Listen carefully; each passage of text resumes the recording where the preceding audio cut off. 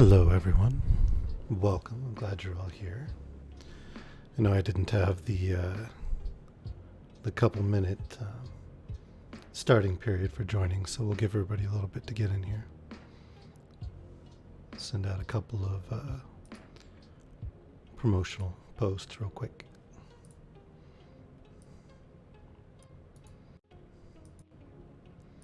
How dare I? How dare I what?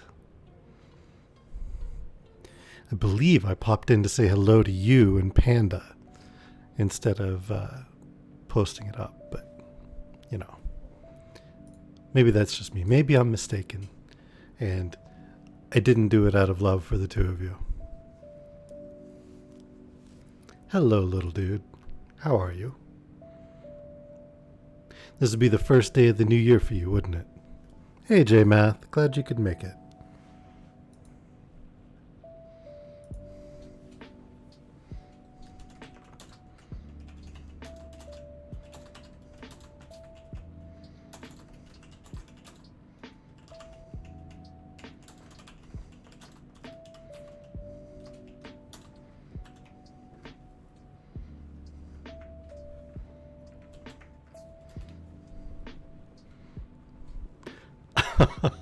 If you don't get 4 notifications, well, you could turn off the notifications.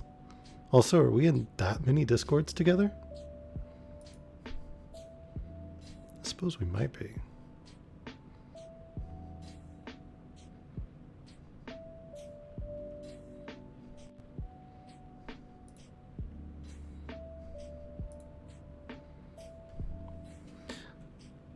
I'm sorry, little dude. Did you not hear me say hello to you?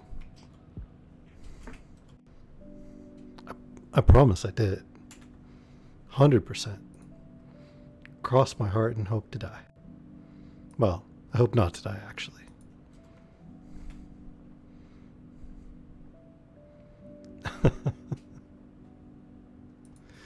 Well, obviously that means you really don't want to miss my streams, so I'll take that as a compliment. That's what it means, right?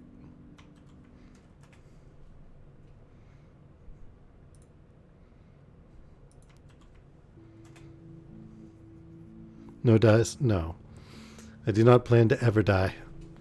In Futurama when they... Thanks, Panda.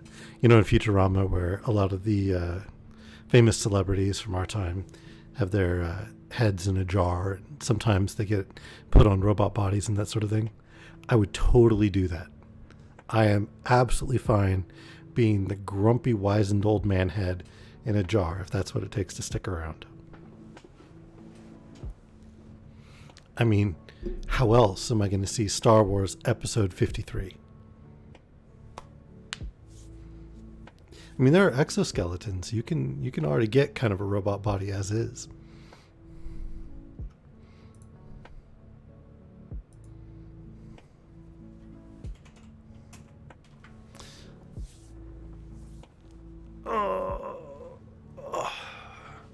So would you want like a world-conquering robot body, or like one that could be mistaken for human, or just kind of get you around and maybe do some dance moves a la Boston Robotics?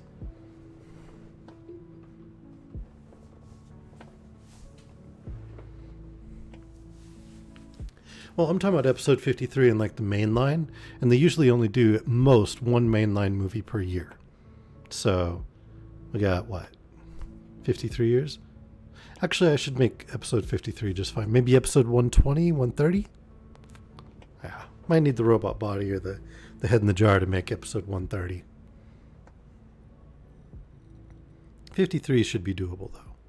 I think I can do 53 probably without any difficulty whatsoever.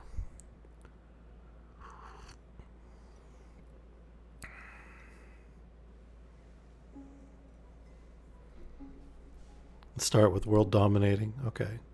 It's giant, well-armed, unable to fit through a doorway. I mean, that depends on what you want from a robot body. I figure if I'm that old, just moving around would probably be enough. I figure I'll have been on a soup diet for a while, so I don't really care about the food stuff anymore because taste buds are gone anyway. And all the other shenanigans are, I got the internet, right? What if it's just well simulated? I'm trying to be a little vague with this particular one since little dude's in here. I don't want to make Vela's New Year any more difficult than it needs to be.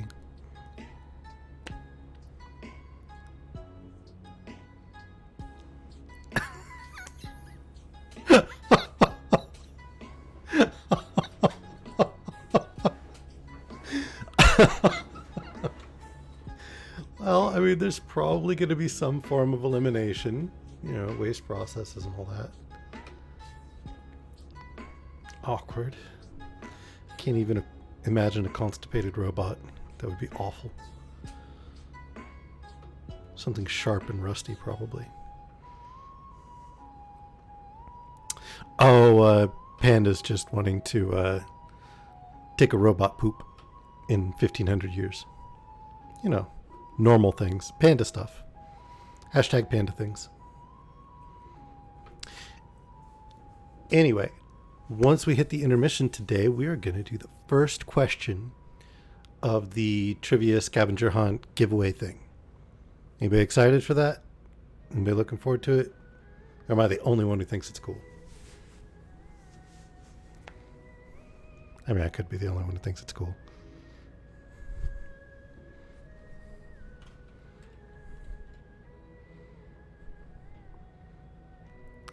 You're not a mod for the Twitch channel. You can participate, Panda. Vela's the only one currently who can't participate.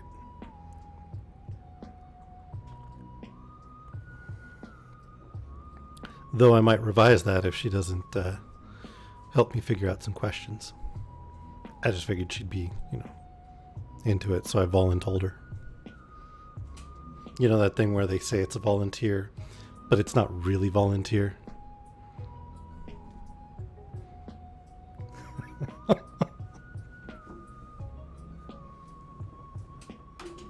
Yep, exactly.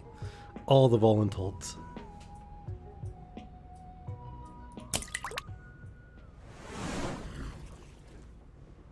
I mean, you get phenomenal moderator powers. An itty bitty living space. That's worth it, right? Vela Genie.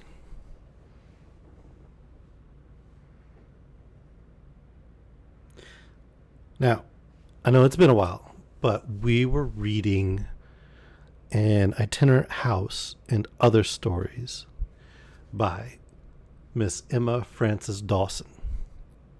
She was a contemporary of Ambrose Bierce and wrote in the weird fiction genre, I believe even before H.P. Lovecraft. So she is one of the founding authors of the genre, really. But was kind of lost as, God forbid, a woman be, a capable author. However, we get to experience her work. So, we were reading a story called Singed Moths. And there were three young women who were living on their own in an apartment, and they had come down greatly in the world. They were aristocratic in England or New England, I believe. I'm not sure which. And they had moved out west, and their fortunes had taken a turn for the worse, and they were genteelly starving to death. And they declared that they would be willing even to marry the devil himself if they could only have their needs attended to. And lo and behold, a new lodger appeared. And there were very different experiences between the girls and the neighbors and that sort of thing. And the girls found him charming and handsome and appealing, but the others found him off-putting and oddly distorted, and I believe with an air of brimstone. It's strongly hinted that the new lodger is very likely the devil himself. one of the girls had attended what she thought was a ball, and that was Charlotte. I think that was Charlotte. No, not Charlotte. It was whichever the third one was. I'm sorry, I've forgotten some of the details of it myself. But we'll plow back in. She had returned to a ball and was given a ring at the ball by the lodger, and it sparkled. And she asked what made it sparkle so, and he said that the soul within, and proclaimed that he was only interested in her soul. And then when her friends were trying to help her recover from a fainting spell, she muttered that she was sealed to Satan. And that's where we left off. And we were about to begin with Elizabeth's diary. And it was on October 31st. This afternoon, as I played Gregoire's fine Etude du Diable, I was startled to my feet by finding Mr. Orne stood close behind me to hear.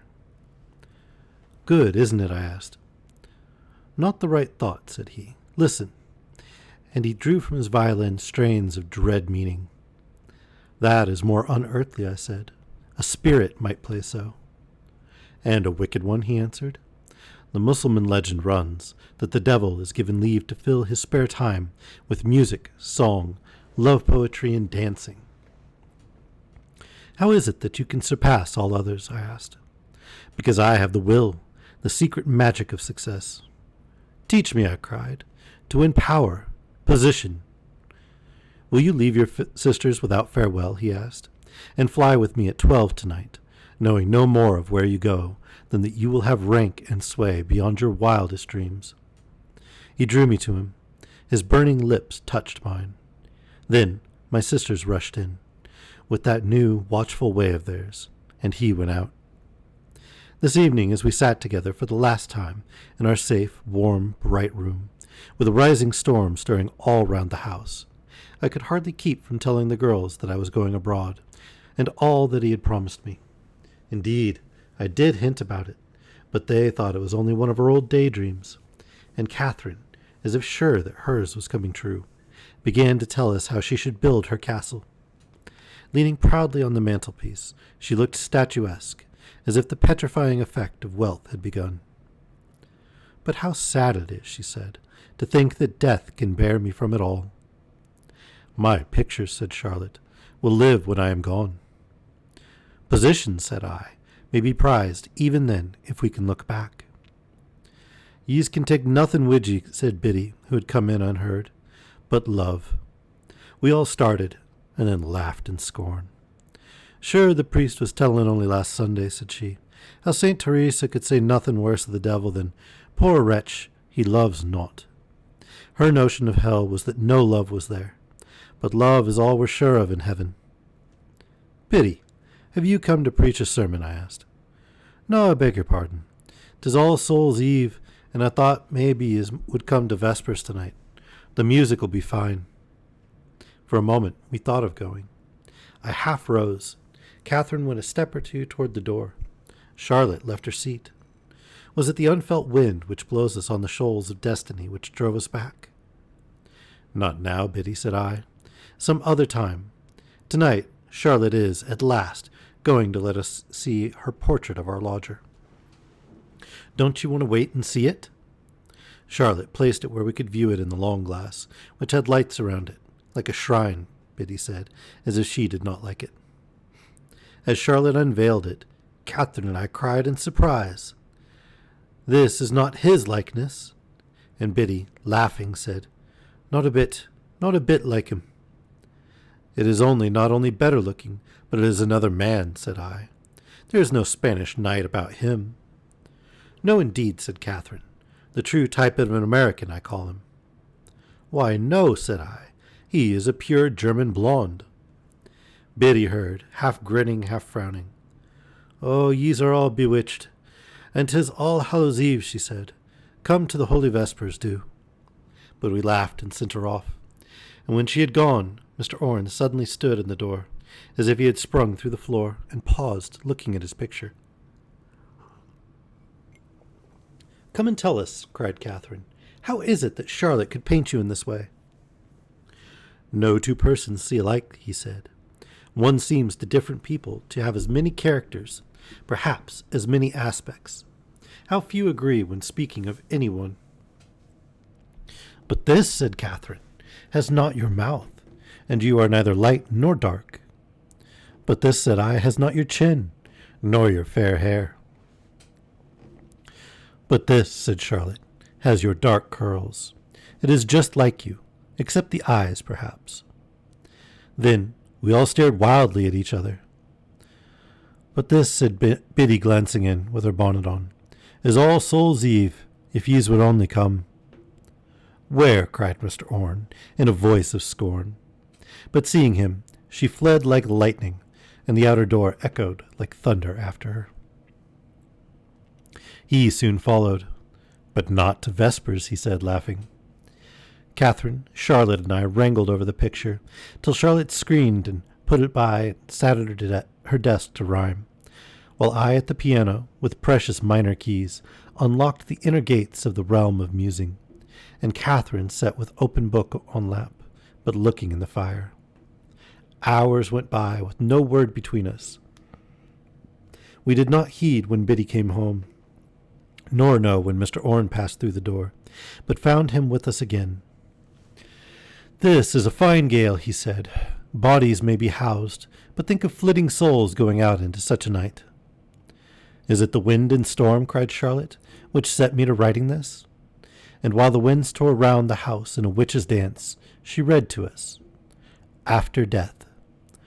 All through the unseen realm of air I float. The souls that passing mount to God I note, each flashing through the void like fiery mote, by fierce wind blown. Death makes an anvil of our pygmy world, and drives these sparks, these spirits upward whirled, that glimmer on till all the dark is furled before the throne.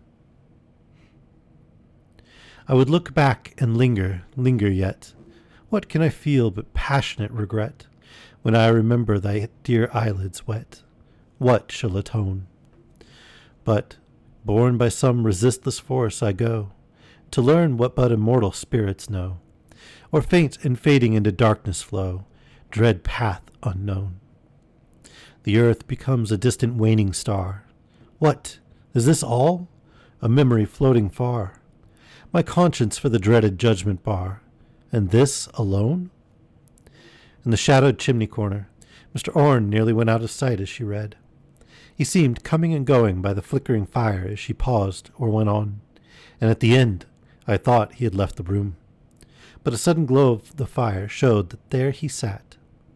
Then he added some verses, while Catherine's book, Footfalls on the Boundaries of Another World, slid to the floor as she bent toward pictures in the fire. Charlotte leaned on her desk, with her face in her hands, and I, drifting off in a dream skiff, trailed my hands through a rippling tide of music. In a few minutes he read to us. No dazzling ranks of angels' choirs appear, nor bands of wailing spirits damned are here. A merely silent, lonely, misty sphere, forever shone. Where darts that restless flame, my naked soul? But sometimes yet at that fond thought's control, I can return, thy faithful heart my goal, my love, my own. Know at thy tears I tremble, almost wane, thy sighs revive my smoldering fire again. The best of life our love may yet remain, eternal grown. But if thou canst forget, my light will pale, when no regret of thine seeks my lost trail. Then, only then, within dim depths I fail, expire alone. I roused from my rapt gaze at him to find Charlotte and Catherine looking at him as intently as if they, with their sudden jealousy, fancied the lines meant for them. The winds howled and shook the house. The rain beat against the pane. Mr. Orne, uneasy too, walked up and down the long room, and his deep, rich voice, a cordial that warmed the ear, broke forth in "King Death is a rare old fellow." He paused after one verse before Catherine. "Even money is powerless before him," said he. He stopped after the next verse by Charlotte. Yet death may be foiled by fame, he said. As he came near me at another verse, he said, on a level with all at the touch of his yellow hand. We heard his voice die away in the distance, in the ghostly old song about King Death, by the queer, subtle sway of one spirit over another. My sisters seemed to feel that parting was near. They could not have acted otherwise if either of them thought of going. "Good night, girls," said Charlotte, starting, but coming back to kiss us. "Perhaps I should say good-bye. Who is seen tomorrow?" Soon after, Catherine rose. "Good night," she said, kissing me, "and good-bye, till we meet again." I sit here alone, writing. I have listened to the vanishing sound of her footsteps. I am tempted to call them back, but it is on the stroke of 12.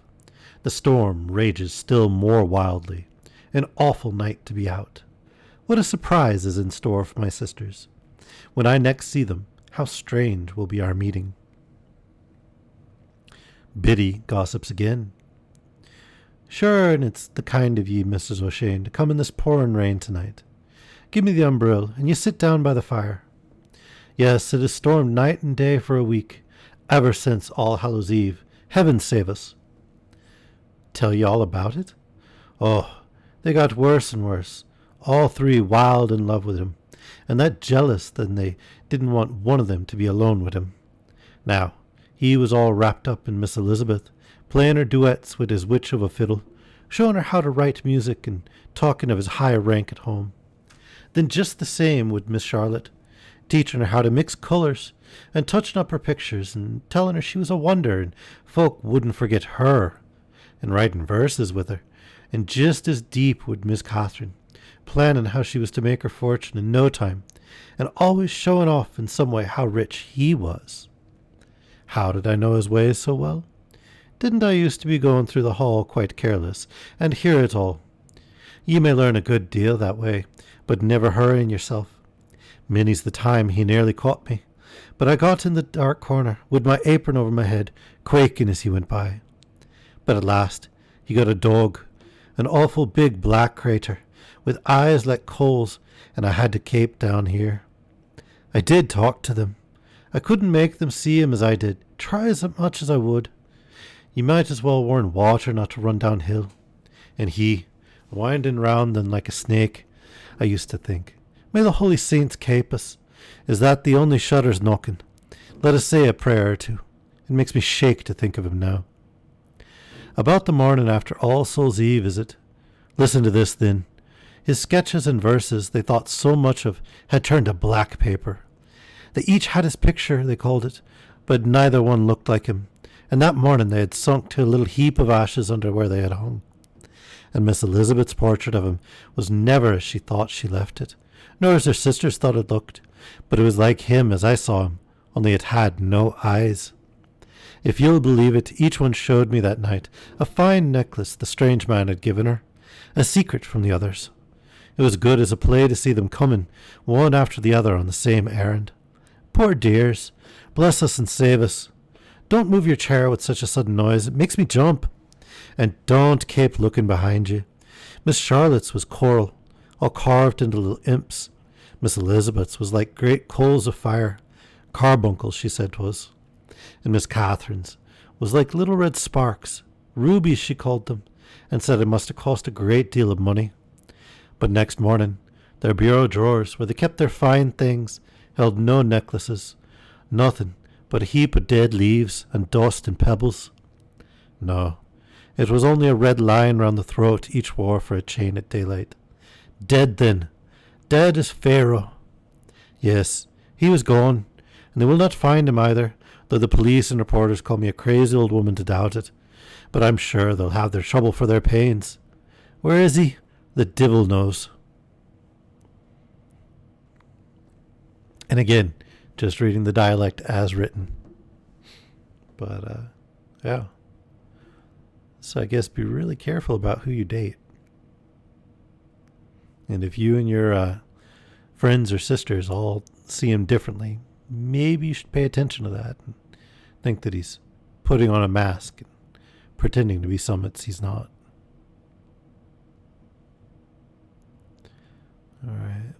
see what other stories are in this book. We read The Stray Reveler and Singed Moths, Itinerant House about the haunted house that kept moving around the city. And they kept finding themselves back in the city, repeating the same events over and over. Red and silver upon purple. That'd be a good plan. I agree. Don't say you'd marry the devil.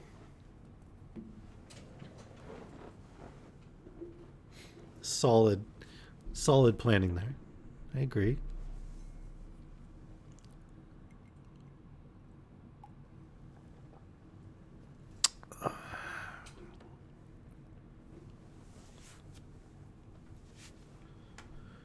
All right. So, did we do a night before the wedding?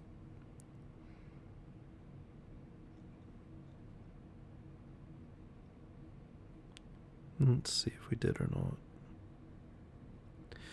I admit we read enough books and it's been a couple weeks, so I am struggling somewhat to remember.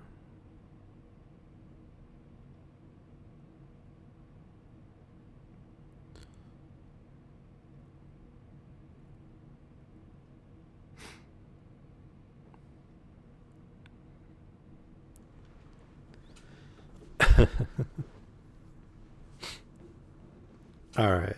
Well, let's do the night before the wedding. Mother. Hey, what? John, I'm glad you woke me. Crying was I?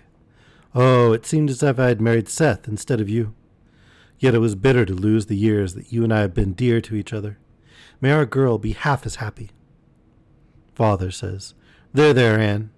All of hard trials and sleep as well as out. Strange truths show there, and masks fall. I was dreaming too. He sighs. I wonder what became of my old sweetheart Jane. The bride says, His friend, urge not. Your eyes are kind. You would be gentle, tender. I should adore you. I only dreamed that I was bound. I dare go to the world's end, the farthest star with you. Yet I tremble. The best man says, My shy darling, he is too fierce, but why the whole grand universe shaped toward our blissful meeting. Fear not, you and love and I part never, but still pilgrims 3 shall pass to paradise. Bridesmaid, I wept for this, to be, if once only, folded to your heart, your fond lips on mine. My soul's great deep reflects alone your face. I could kill myself to keep it there. Not know you hers. She cares you deserve. I worship you. Her right is not like mine. Bridegroom, you draw me as by a spell. Before your eyes' fire, the world I knew melts into nothingness. Life was a milk and porridge nursery rhyme. Now first grown to my full stature, with the strength, the will of a god, I defy earth, hell, and heaven. Come. Servant. To another as they wake with a start. Gone to be married, but changed about. I saw them. I was not asleep. I heard them. I got up and looked through the crack of the door.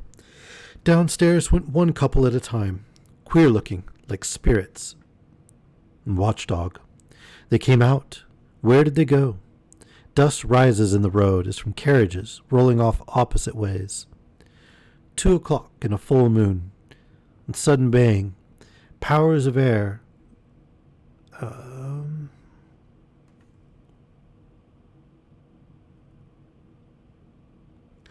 Okay, I'm not 100% sure on this because the copy that they scanned is smudged.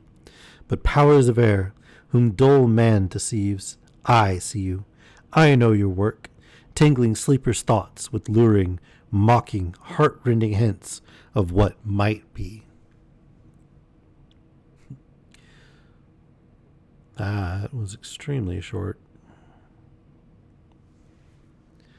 But I guess some spirit bewitched the bride and groom and tangled them all about. Sent the bridegroom off with the maid of honor and the best man off with the bride.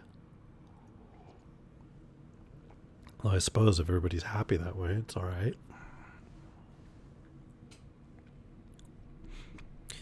The dramatic in my destiny. Who shall say I stand nor fall? Destiny is over all. The prologue. Alcohol is for the brutish body, opium for the divine spirit, said Tong Ko Lin Sing as he lighted the lamp. The bliss from wine grows and wanes as the body has its time of growth and loss, but that from opium stays at one height as the soul knows no youth nor age. He brought the jar of black paste, rounded up by layer on layer of poppy petals. Opium soothes, collects, is the friend alike of rich or poor. I mean, this is blatant lying, of course. It has power to prove to the sinner that his soul is pure, to make the unhappy forget. It reverses all unpleasant things. Might want to have little dude skip the rest of this one, Vela.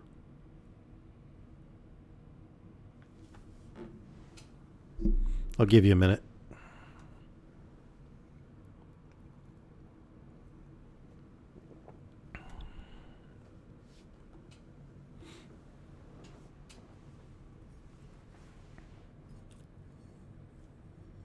You there, Vela?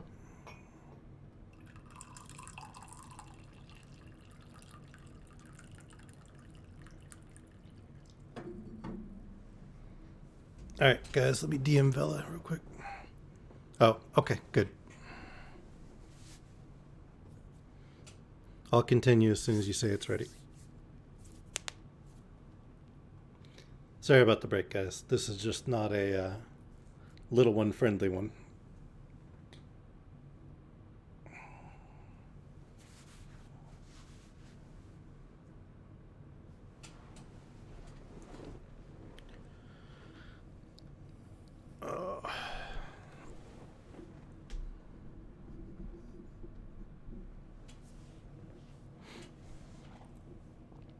So, anyone found any really good 2021 memes yet? Good now? Okay. It reverses all unpleasant things, like the phonograph playing a piece of music backward. He handed me the pipe, flute-like, fit instrument for the divine music of dreamland, though clumsy bamboo. The earthen bowl with the rich coloring of much smoking. Like the Chinese man himself. Dead faces look on us, and dead voices call, for the soul then gains its full stature, can mix with the immortals, and does. When alone and in silence, it can know that time and space have no bounds. He took a wire, which he dipped in the jar and held in the flame. Strangest of all is the power of opium to form as well as repeat, even from odds and ends in our minds. There are herbs which inspire, those which destroy, and those which heal. The Siberian fungus benumbs the body, and not the mind. The Himalayan and the New Granadan thorn apple bring spectral illusions. Why should there not be those which may cast prophetic spells? The few drops of the paste clinging to the wire burned and bubbled. He smeared it on the rim of the pipe bowl. Opium has the power of a god. It can efface or renew the past, and ignore or foretell the future. I drew 3 or 4 whiffs of whitish smoke. The bowl was empty. Again he went through the long course of filling. Though it brings dreams within dream, like our puzzles, mark their meaning, for our Chinese saying is, the world's nonsense is the sense of God. I heard. I knew him for my queer teacher of Chinese, who knew French, English, and Sanskrit as well, whom I was wont to muse over here in Chinatown, as over a relic, until oppressed with thought of the age of his country, until San Francisco seemed a town built of a child's toy houses, and ours but a gadfly race. I knew the room, with its odd urns and vases, fans and banners, some of the last with stain which shows the baptism of human blood, given to make them lucky in war. The china and bronze gods, ugly and impossible as nightmare visions. The table, with lamp and pot of tar-like paste. My Chinese grammar and paper and ink. They're describing a opium den in turn of the century San Francisco in California. So late 1800s.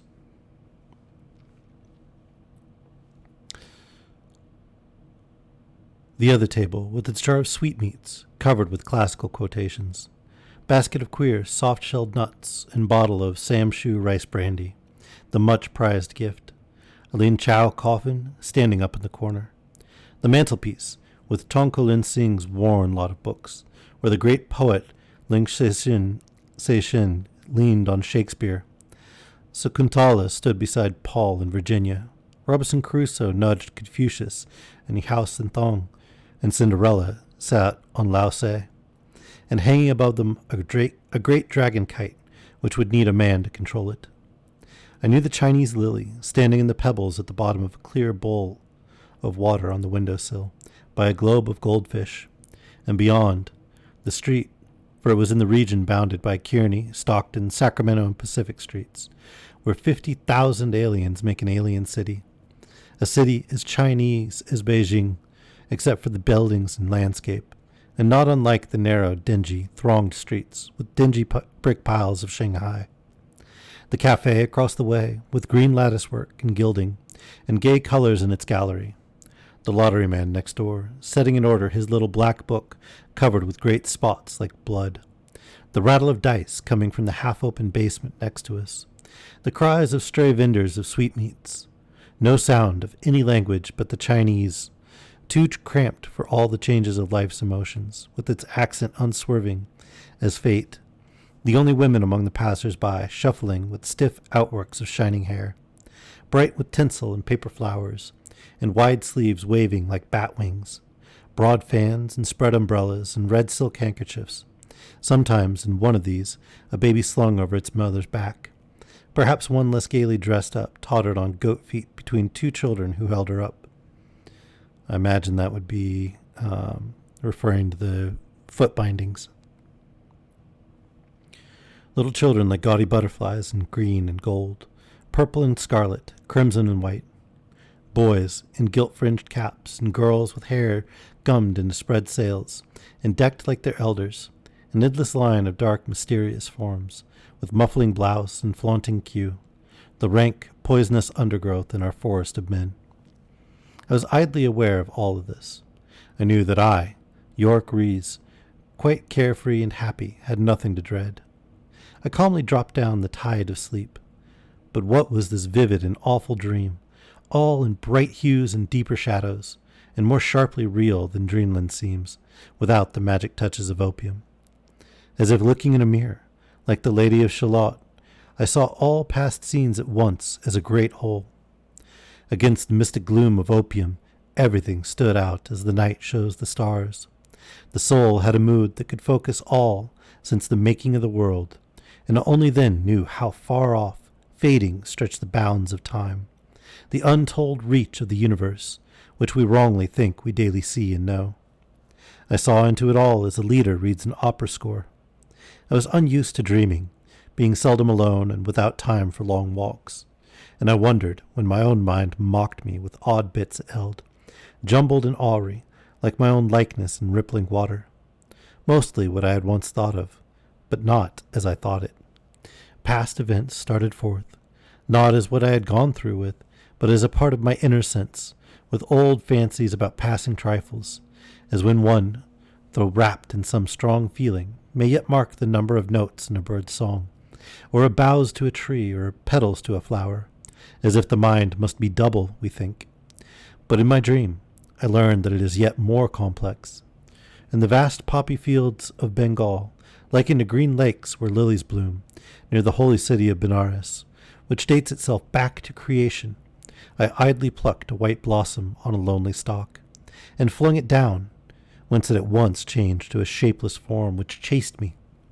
Then it seemed as if it had been my curse through far-off ages, the frost that chilled me when I was a flower, the white cat that killed me when I was a bird, the white shark that caught me when I was a fish. In all places, a white cloud between me and my sunshine. My horse in gold armor, thickly gemmed, bore me from the field where a silk tent held my love, with others of King Arthur's court, to a gloomy raftered, cobwebbed hall, where shield and battle-axe were given me.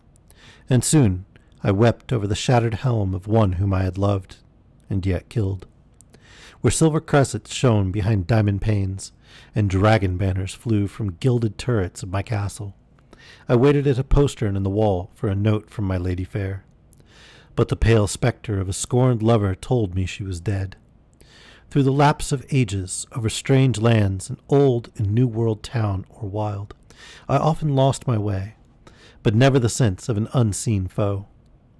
Now, at a masked ball in some old palace, where I was dogged by a white domino with whom I must fight a duel.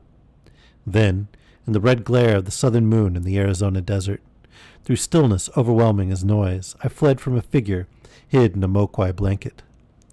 By huge fires, I too waited the coming of Montezuma. I was Montezuma, held down by weight of the mountain which bears his profile at Maricopa Wells.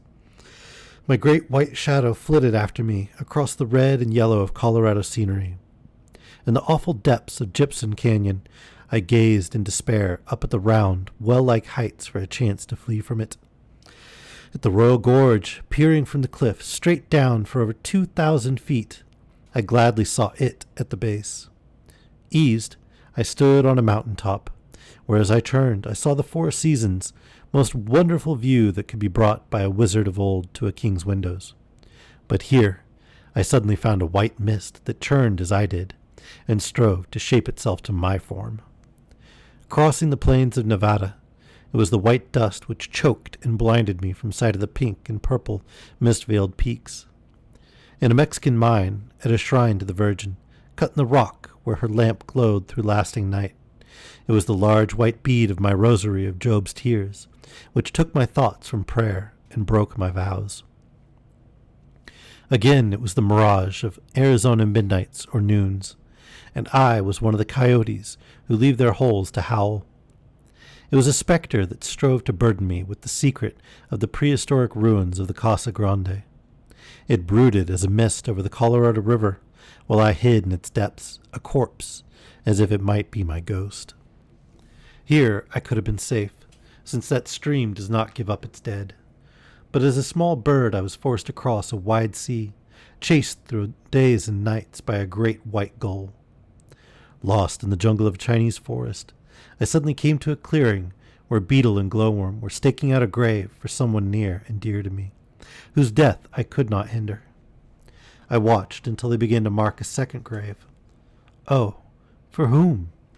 But I was torn from the sight and thrust in the heart of a Chinese city. I wandered through its crooked streets to a flight of dark steps, which came to an end. No rail, no step. Darkness before I could get quite down, and I was again creeping from the top of a like staircase. Over and over I tried to go down these vanishing stairs. At last, I was faced suddenly, as if he sprang through a trapdoor, by a huge white form that tried to tell me something, some strange fact linked with my fate, which would explain a secret that had long chafed me. But what? I shook with fear. Tongkolin Singh spoke to me, and I woke. My first glance fell on the pure, sweet-scented lily, calm and fair in its clear glass bowl, and the relief was so great that tears sprang to my eyes. Was it not fate, whose name is also sorrow, said Eleanor. We were looking at Randolph Rogers' Lost Pleiad in the inner room of Morris and Schwab's picture store. No, said I, kindling at a glance from her fine eyes. Fate is well named when in one's favor, but cannot be truly against one. I could master it. So could others. Man rules his own life. It need not depend on others. He gains what he strives for, and need never yield to evil forces. Then you have no pity for the man who killed another here yesterday? None. That is the worst of crimes. I respect the Brahmins who hold life sacred even in an insect. No. Heaven may keep me from other sin. I will hold myself from murder. Your friend, Noel Brand, does not think as you do. No, but he gains his wishes because he is brave enough to try and fight what he calls doom. That is not the only point on which you differ. No, but we are too fond of each other to quarrel. Even fate could not break your friendship? Never. I defy it. It is as good as a fortune to be sure of oneself, she said, looking at me for an instant with such approval that I was bewitched enough to have spoken my love if others had not come in, and we soon strolled home. Her shy, brief glances stirred my brain like wine. Was it true that the woman who could look long in a man's eyes could not love him? I sighed with joy. I was in the gay mood which the Scotch think comes just before ill luck. It had been a very happy day. I had taken her to drive in the park in the morning. I had found her in the picture store in the afternoon. As we went up our boarding house steps, I felt that the world was made for me. As she passed through the storm door before me, I stayed for mere lightness of heart to drop a gold piece in the apron of Nora, the neat Irish nurse girl sitting outside with Eleanor's little cousins. Eleanor had glided so far alone that Siki, coming toward her with a card that had been left for her, did not see me. I watched him, thinking of what Nora had told of his skill in making melon seed fowls and carving flowers from vegetables. Weird. And of her dislike for his hue, like an old green copper, she said. He did have an odd sort of tea color to his skin, not unlike that of morphine lovers, but I thought he looked no worse than Nora, with her face like a globefish. Eleanor, with her hand on the newel, paused to look at the card. Amazed and angry, I saw Siki dare to lay his hands on her, saying, Nisi, Nisi. Eleanor's hand, that I had not yet held, but as anyone might in a dance, or to help her from a carriage. The sight filled me with such rage that, just as I would have brushed a gnat out of the world, I sprang on him and began beating him. I was in such fury that I scarcely knew when Eleanor and Nora fled, or that the French lady hung over the railing upstairs, in her white-frilled wrapper, with but one of her diamond sparks in her ears and her hair half-dressed, crying to heaven, that the Spanish lady stood in the parlor door, clapping her hands, and that the German professor, opening his door, the Italian merchant running downstairs, and the English banker, the American broker, and my friend Brand, coming in from the street, all tried to stop me. Keep back! It is a matter between us two, I answered them all. Between us two, timing my blows to my words. I thrashed until my cane snapped in two. Between us two, I turned him out. Between us two, I cried, and flung him down the steps. Between us two, I muttered to myself as I went upstairs to my room, with a passing glimpse of Eleanor, disturbed and blushing, in the doorway of her aunt's room. All right, so this guy's an asshole. She did not come to dinner. The foreign boarders were shocked or excited. The others amused or unmoved. The landlady was vexed. I was filled with shame to have spent so much force in feeling on such a wretch, and to have distressed Eleanor by setting all these tongues in motion about her. To think that I, York Rees, high-born and high-bred, should have deigned to so beat a creature of no more worth in the world than a worm. But as I told Brand that night in my room, I had a strange dislike for him. I don't think he's high-born and high-bred, given that he's a drug addict and a abusive guy, but okay. He was too cat-like, I said, with his grave air and his slyness and soft tread, his self-contained cunning. Yes, said Brand, our rough classes are like the larger kind of beasts. Those of the servants are like rats and gophers, the timid, wiry, alert creatures who pose on their hind legs in nursery tale pictures.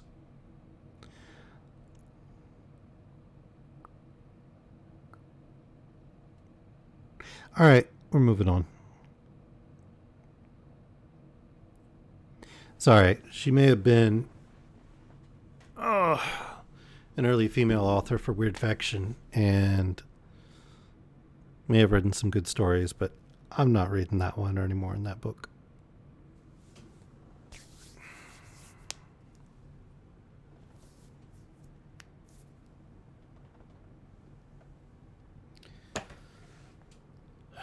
It just got racist as hell.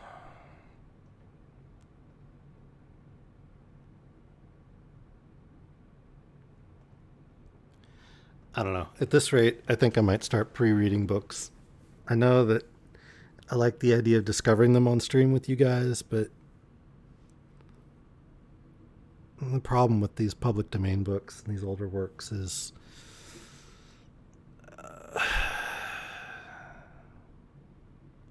A lot of this shit is just unpalatable.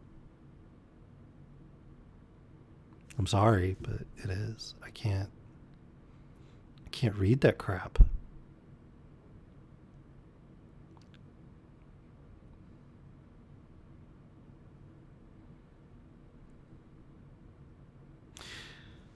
I don't know. Do you really want to read about a guy who turns into a cockroach?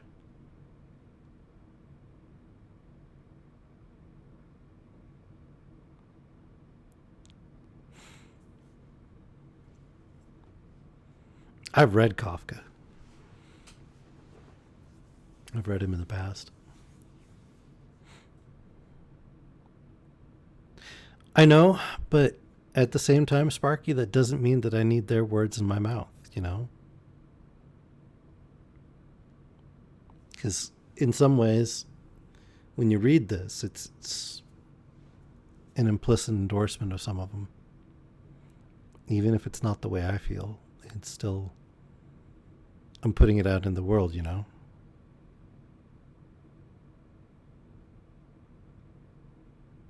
Her other stories, by the way, J-Math. Oh, Kafka's other stories. I'm sorry. His other stories. Kafka. Right. My bad.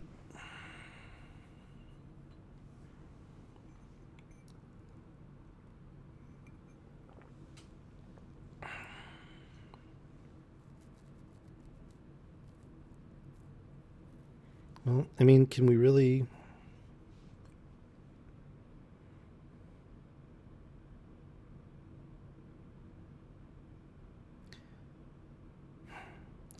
I mean, I understand outdated terminology and stuff like that and ways of referring to people, but this was two guys that were presumably relatively wealthy white American guys just running down anybody of Chinese descent and comparing them to animals and beasts and shit like that. I don't see that being justified just because it's older or because it's you know, from 100 150 years ago or whatever. I don't see a way to excuse that or make that okay.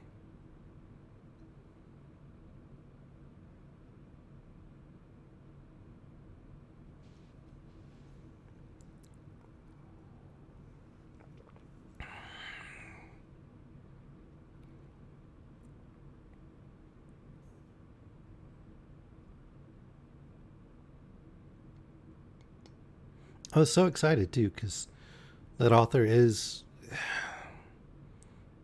you know, not a white male author of weird fiction. What was wrong with the lemonade?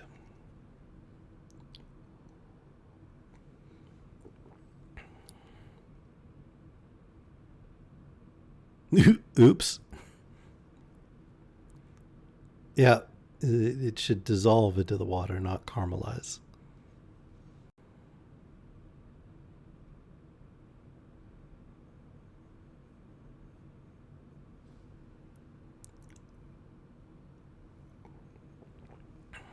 That would do it.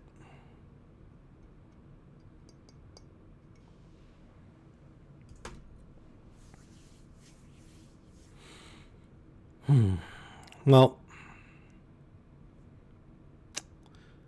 we're at our intermission time anyway, so why don't we click over to that screen?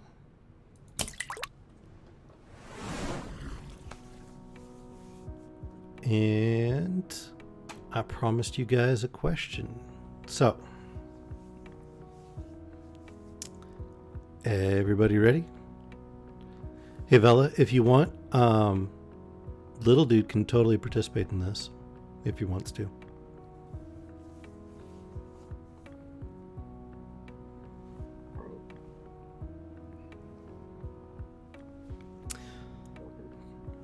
No, I'm not suggesting we, forgive the use of the term, I'm not suggesting we cancel her or anything like that. I did have to edit in real time on some of our other stuff. This one was much more than just a dud, though. I was struggling with that last part that I read because of how much I was having to change it. And then it just got worse from there. And yeah, there was already a bunch that was problematic before that.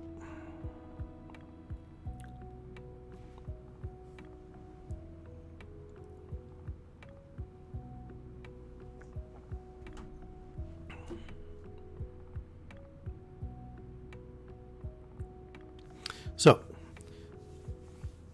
drum roll, please. The first question for the giveaway, trivia and whatnot, is going to be an easy one, just to ease us into it. When was my first stream? Like what day? So, you'll have to join the Discord if you haven't already to give the answer. DM me. You'll need to DM both the question and the answer. You can submit it anytime up until the end of January. Yes, please do not answer in chat or in the general channels in the Discord. The answers must be in the DM. Otherwise, I'll have to disqual the question. So, first correct answer gets a bonus point. So, speed does matter to some degree. There is some advantage for listening live. Not that I'm trying to encourage, okay, I'm blatantly trying to encourage you guys to listen live and to check out the older streams if you haven't already. I confess. But let me know what you find, submit the answer, and yeah. So, I am honestly not in the mood to dive into a new work off the cuff. So, I'm thinking we'll do the remaining hour as a game stream. So, I've been playing Magic, and if you guys want to watch me struggle in Magic, I can do that. Or we can jump into some Stardew or something like that. I'd kind of like to just play some Magic and chat with you guys and hang out. Jump over into the Discord channel so we can talk in voice if you like. That sound okay to everybody?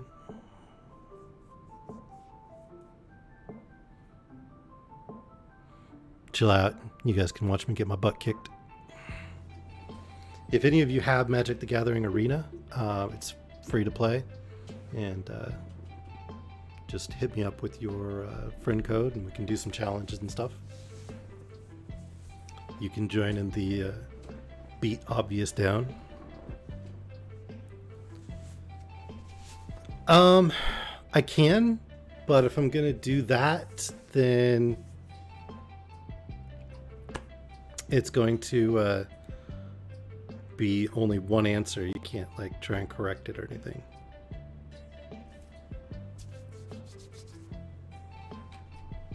But I won't announce points until the end of the month, so I'm not going to tell you where you stack up to other people.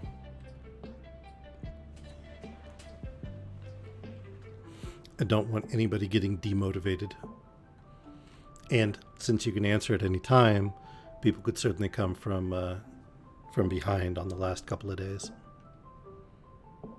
So it's kind of irrelevant to keep like a running total.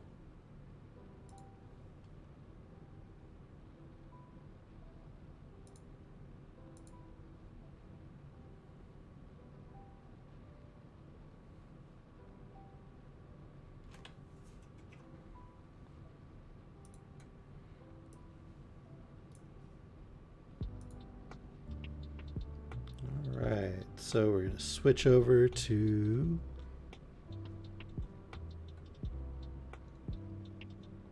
I could definitely read some Frankenstein.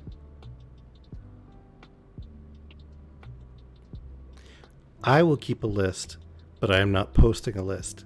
You must at least check into the recording on this screen right here to listen to the question.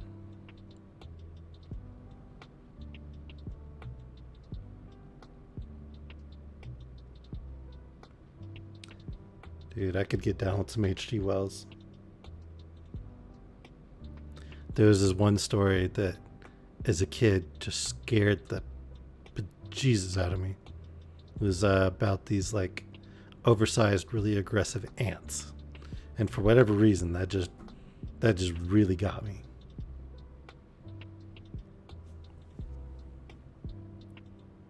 So, all right, let's see. Switch this over to gameplay stream. All right, that's picked up the magic.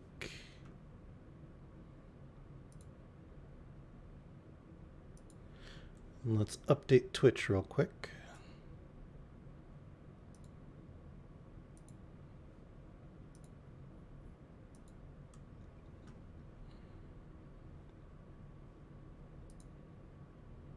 Manage stream. Edit stream info.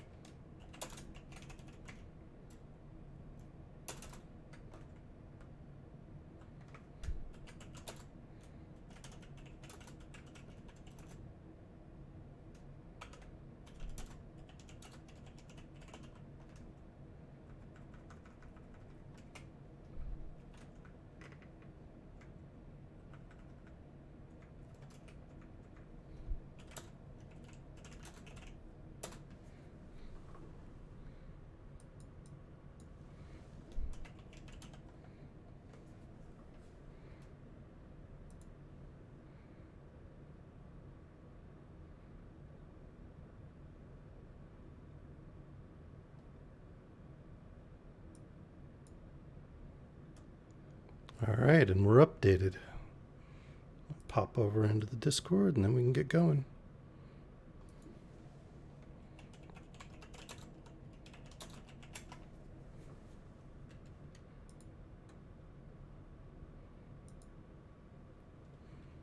Hello, everyone.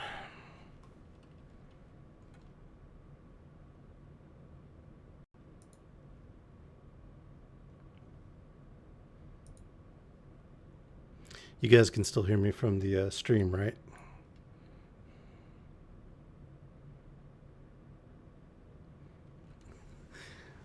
All right. The food golem. Yeah. All right. So for the moment, I'm just going to do standard ranked, just against random people with this new deck that I've been building. This is not a balanced deck. It's not a good deck. It's not a competitive deck. It is just what I've been able to put together because I have not put any money into this game yet. I am not sure if I want to or not. We'll see. But it does leave me severely restricted on cards compared to my opponents. Yes, it is a day 2 deck.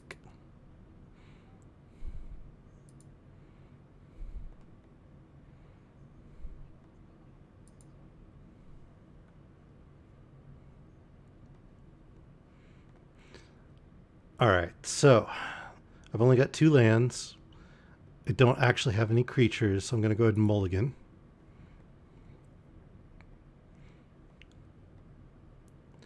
I don't want to go down to 5 cards. I've got some early control stuff here. I can neutralize a creature with this. So I'll go ahead and keep this, and then I will get rid of...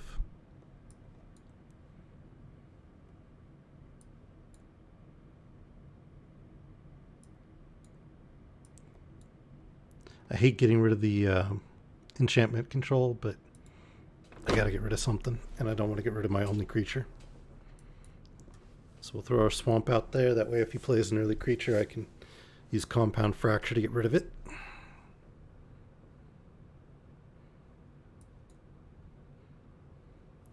Now I just have to cross my fingers and hope I get a land next turn, so I can get the Savage Gorger out.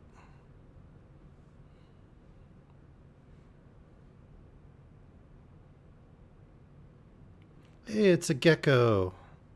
Welcome, gecko. I hope you're feeling okay. Well, I mean, I know you're not feeling okay, but better than you were when I talked to you earlier.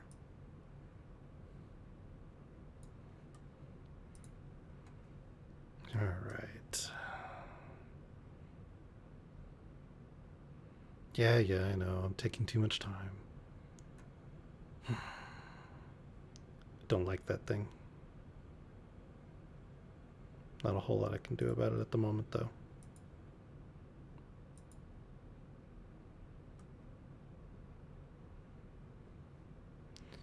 All right, let's get Malakir Cold Blade out before I take that Horn Beetle out.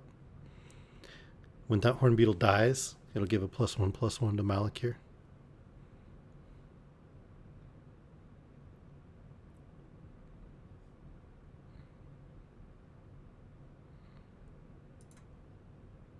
I'll suck the 2 damage for the moment. Yes, there's my other swamp that I need. All right. Let's see if we can sucker this guy a little bit. All right, so either he blocks or he doesn't. If he blocks, I can use the unlikely aid and take out his Horn Beetle. And if he doesn't block, then I've got the damage and I can cast that Savage Gorger and instantly get a boost to his strength. All right, he blocked. So I'll put that 8 on. 3/1 and indestructible, so the damage it does doesn't matter. It dies. I get a boosted counter. Woohoo! These cards are so weird compared to the way I used to play.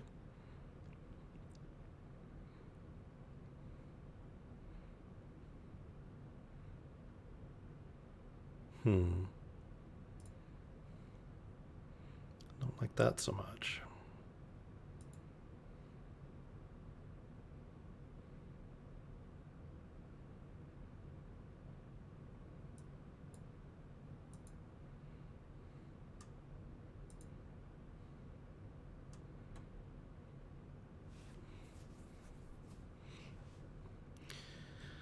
All right, so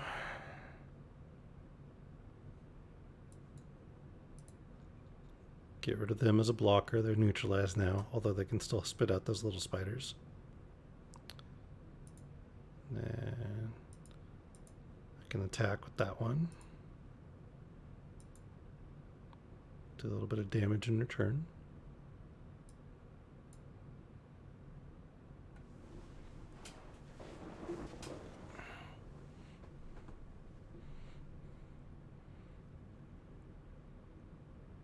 Ew. I don't like that guy.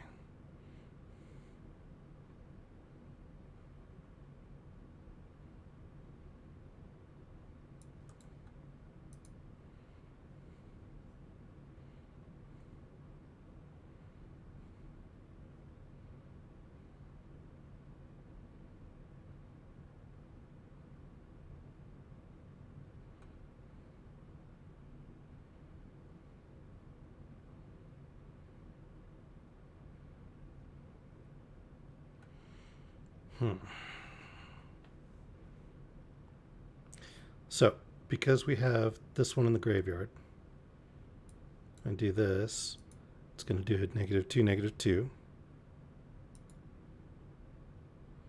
which will kill that. And that's -3, -3, which will kill that one. So that gives me a couple tokens on Cold Blade.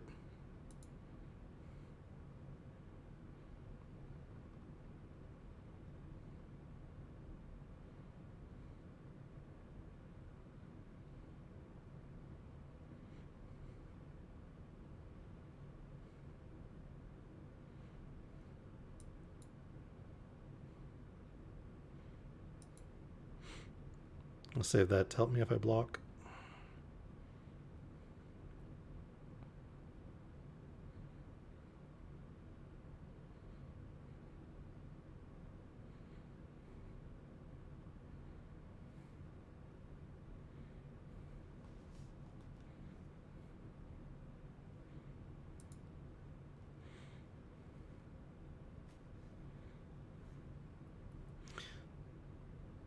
By the way, Gecko, feel free to chime in if you think I'm doing stuff terribly, terribly wrong.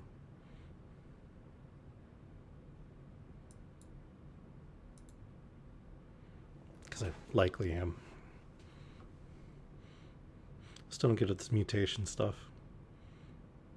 There wasn't any mutation stuff when I played. I guess it makes it this creature but gives it reach from the spider.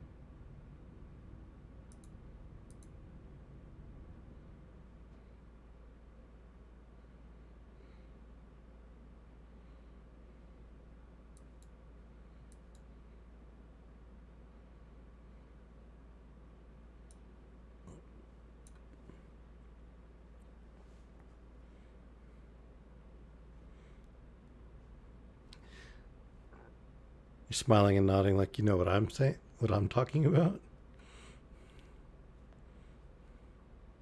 I don't know what I'm talking about.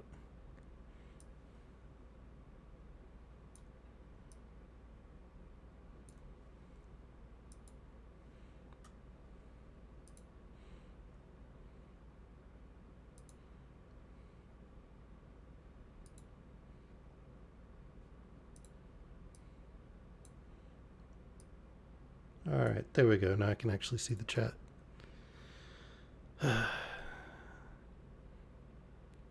So, the main thing you need to understand on this one is that I'm losing very, very badly. That is the primary takeaway from this match.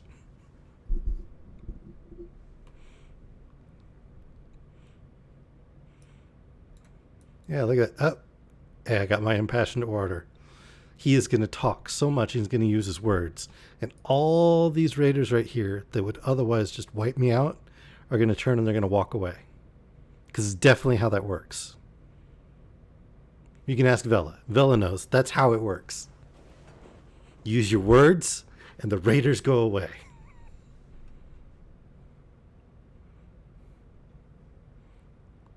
You've seen it.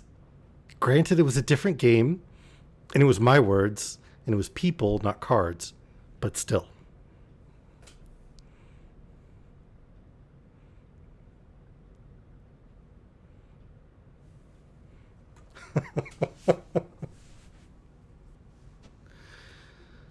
Oh, this is a very different game than the one I played.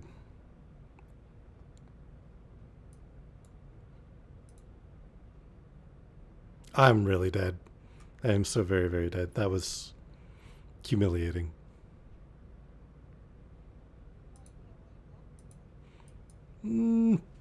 Because reasons, I don't know.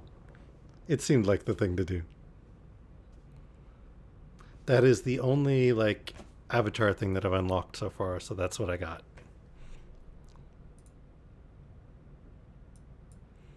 And I actually do have a kind of a board wipe in there, but I'm playing standard Gecko, and every time I think I've got a card I can add, it tells me it's not allowed. But on the historic ones, I die faster than that every time. I'm actually probably 60-40 on the standard stuff in terms of win-loss.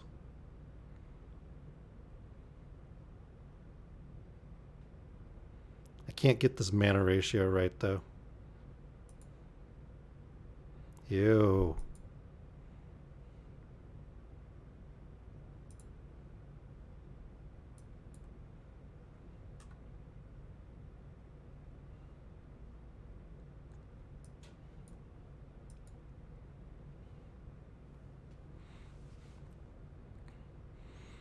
So, the last couple of games before I started on this stream, I was having issues with having way too much mana. Oh, the guys that play these um, mutation decks, starting with this as their like opening card, have not liked me when I get rid of their mutation.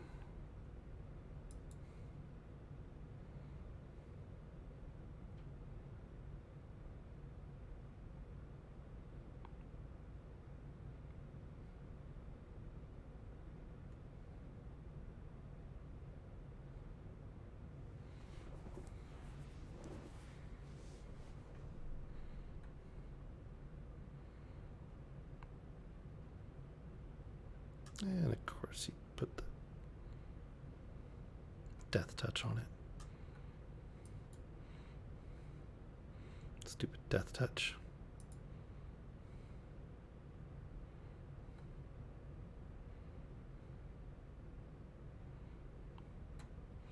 Like you played somebody else's, or you like did that well?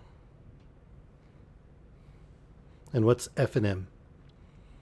You got to remember a lot of terms I'm not going to be familiar with because, yeah, I don't know them.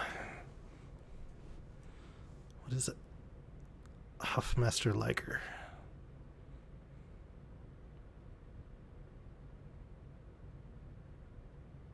I don't like that.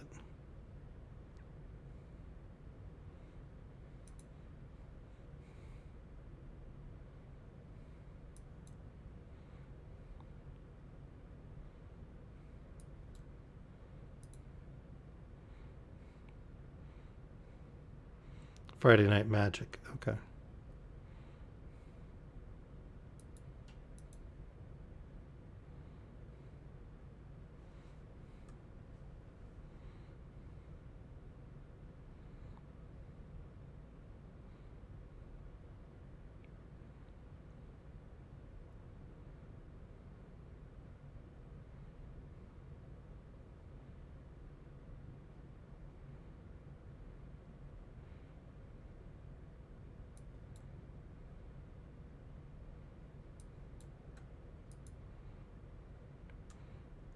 Go away, boot nipper.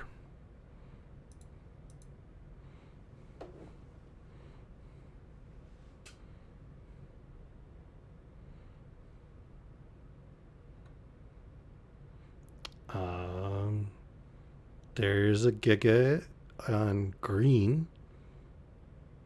But where did you see a Giga? Did he show a Giga?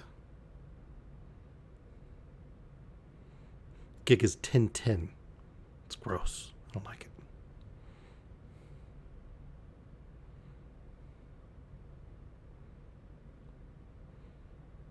Now is a boot nipper. He looks really creepy.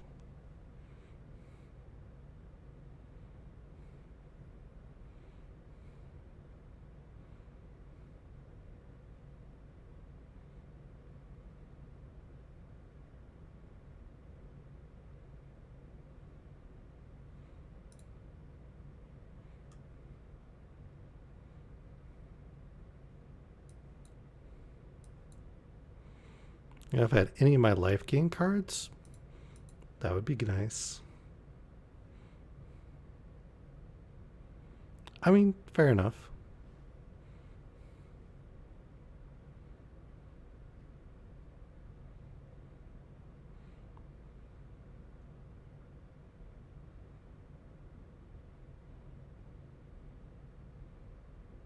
Sheesh.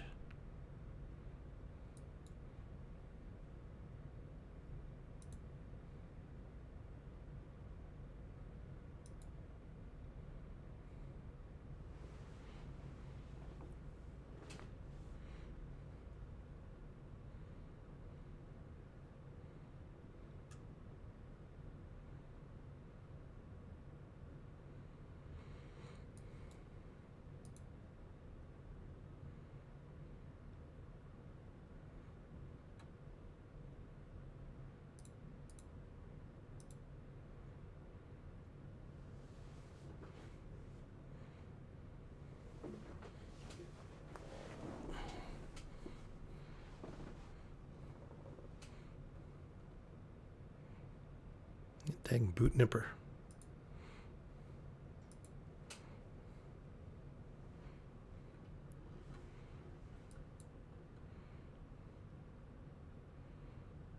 Huh.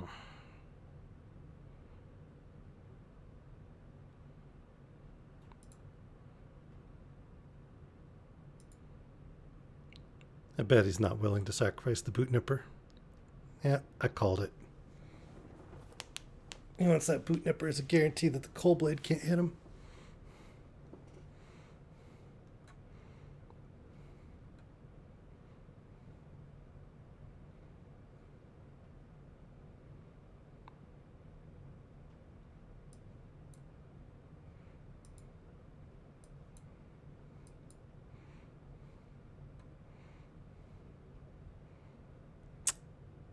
Huh. How did that happen? Oh.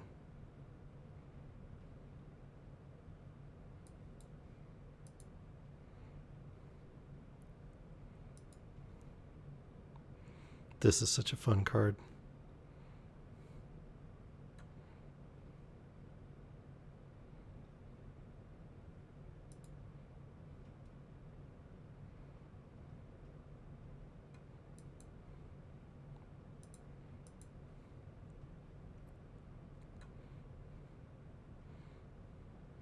And it gains life from the lifelink and gets bigger. If it had killed it, he would have gotten 2 counters. One for the priest ability, one for the eternal thirst ability.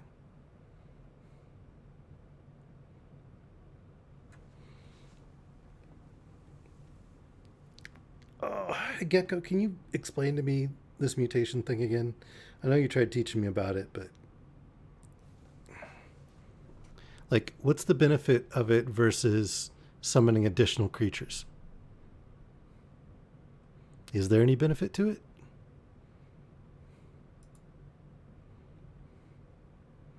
Just that it like stacks the abilities, I guess.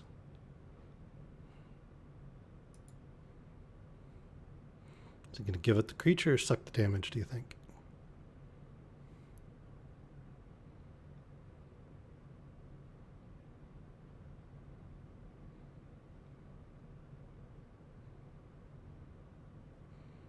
Yeah. Also, will this protect it from Heartless Act? Probably not, huh?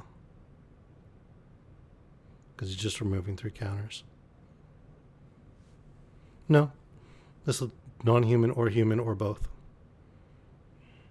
And this guy is human.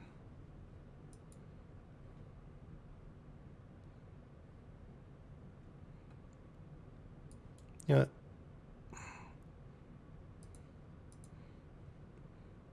Let's kill that egg. I don't like that egg. And now he gets 2 counters. And then he lost 1 because the thing was only till the end of turn.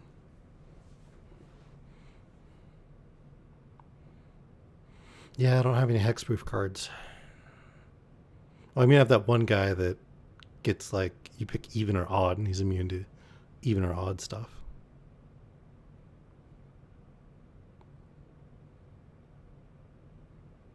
I need that card right there. Get rid of enchantments. Shh. That would be nice.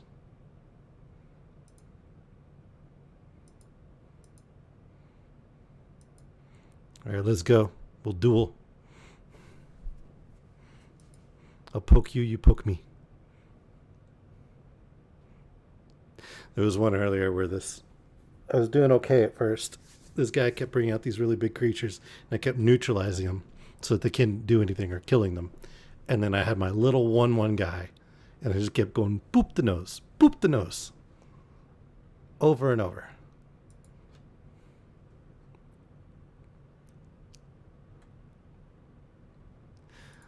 Oh, man. Yeah, come smack me for 2.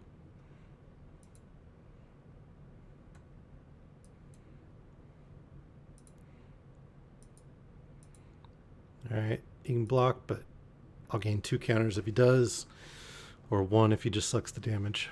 What do you think? Think he'll sacrifice the egg? Nope.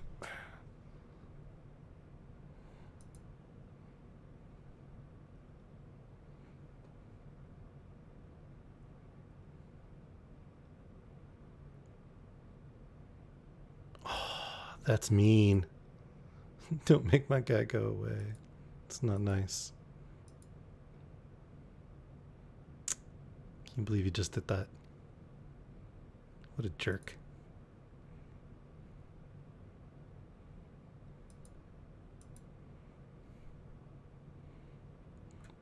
Now I need that bargain card or whatever. I'll take the healer though.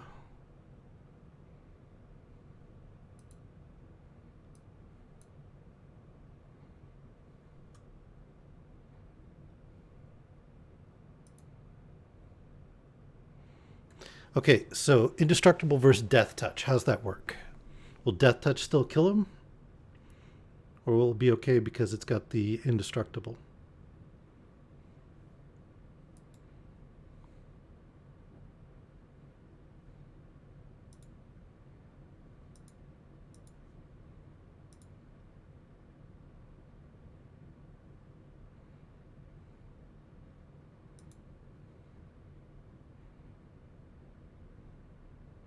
Now I get all the land.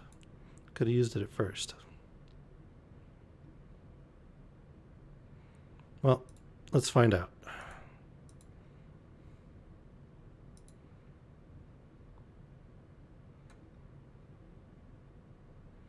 You gonna block with death touch, dude? Maybe?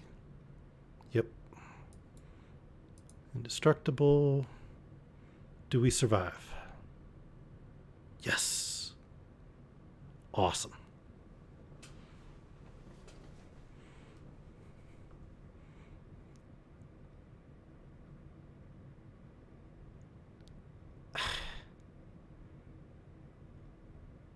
That was not nice again.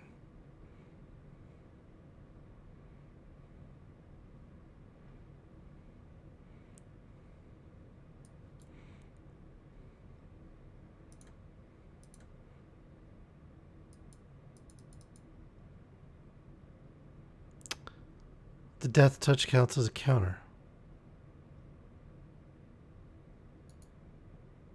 That's crap.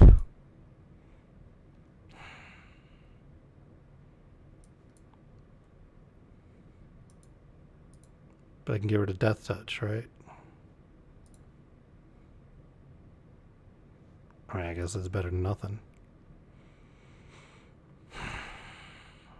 It's not what I wanted.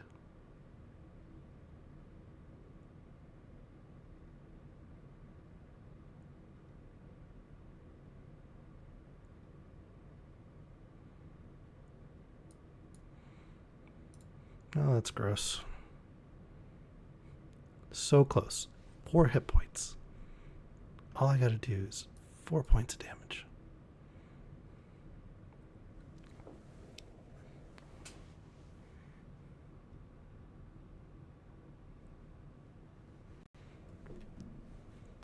Well, that was a good fight. Good game, dude.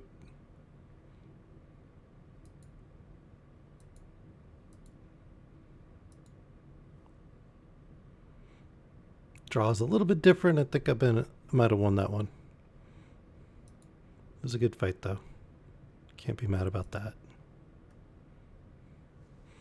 Especially since I've been playing for a whole 2 days.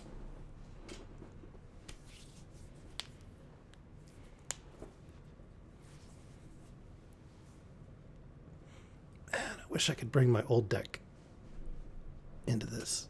Like scan the cards somehow or something. Alright.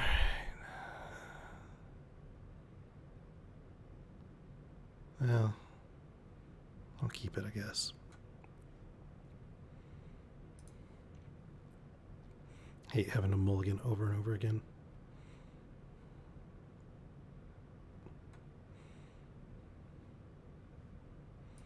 Yeah, I got land. Why couldn't I have had this card? Frieza? No. It's named like Ashiok or something like that, I think.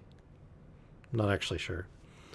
I don't know. I unlocked an avatar with one of the packs, and that was what I got. That's it. That's all I know.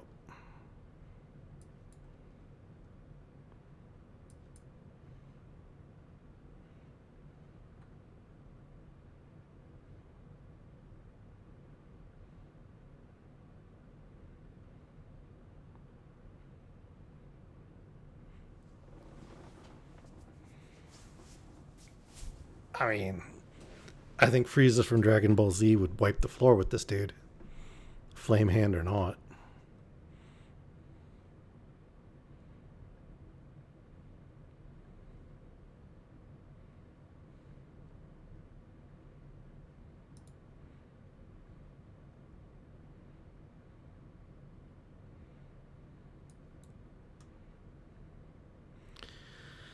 All right, let's see. Pacifism, because I cannot be arsed to deal with that Hallowed Priest. And then I'll boop him for 2. Boop the nose.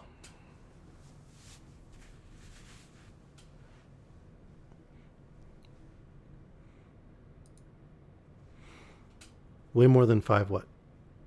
Oh, 5 episodes? No. Sparky's right. It would definitely take more than 5 episodes. Kame on the next exciting episode of Dragon Ball Z. Hame on the next exciting episode of Dragon Ball Z. So on and so forth.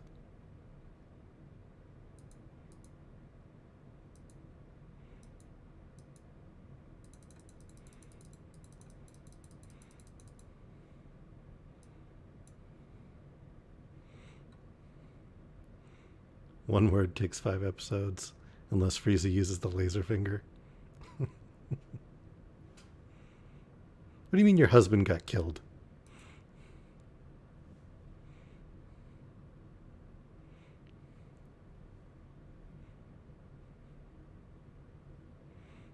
All right. Sorry. Focusing. Paying attention. Game. I'm playing a game here. Yeah.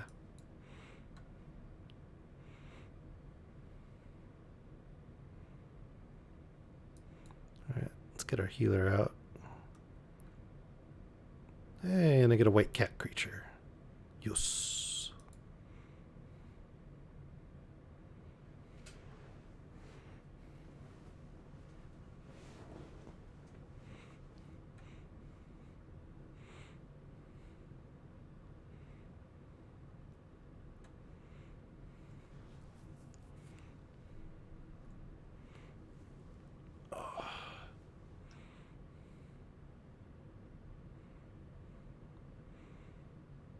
These things are so weird.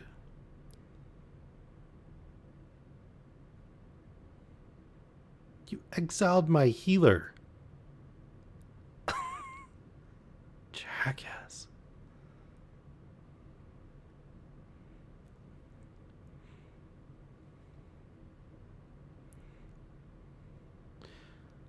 Okay, let's see. Let's throw a new Hallowed Priest in. I want to get rid of his order.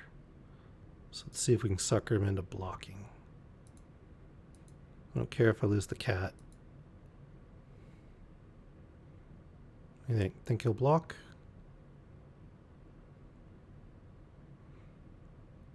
Yep, he blocked.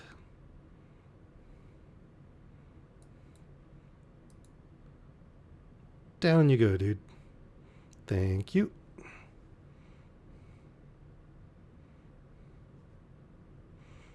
We need to play what again? Oh, the keep talking or and nobody blows up or whatever. I haven't played that yet. Is it fun?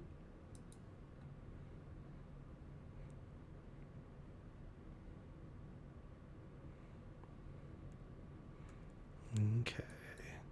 Another of those.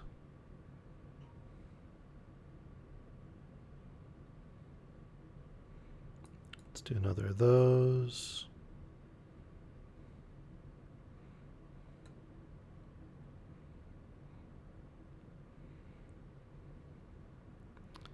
I wonder, do you think we can sucker him? I mean, he's got to be nervous about what just happened. Nah, we'll be conservative this time.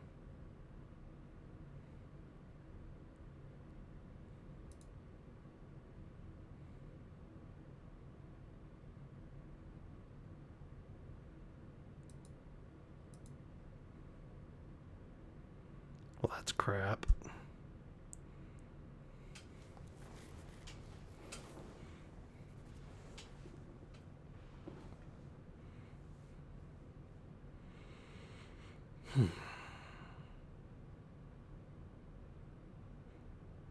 Alright, well, I'm gonna have to neutralize his moth next turn then.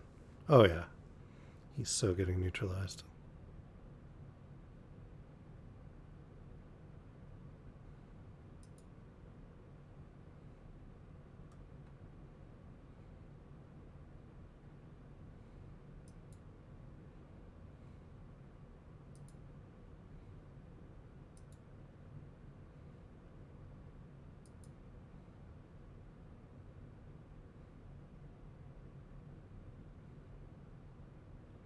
I think I'm about to get smacked for 5. Yup.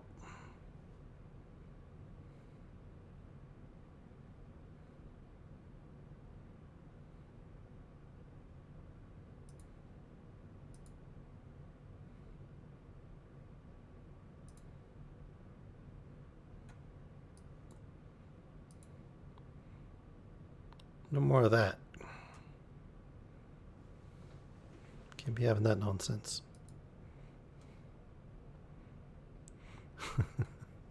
I wish. No.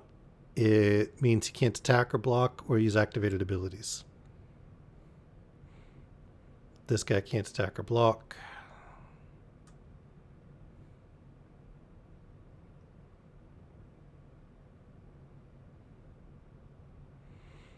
Now, next turn I cast this thing. He'll pop out. Both these guys will pop a gain 1 life. This guy will gain 2 counters. This guy will gain 2 counters.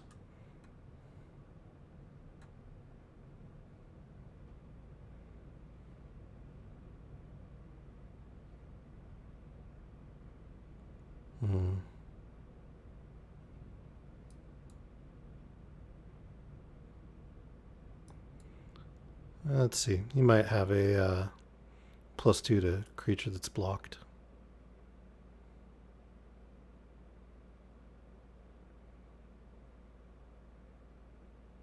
Oh yeah, that stupid moth. That's why he was willing to do that. That moth has got to go. It's gross. I don't like it.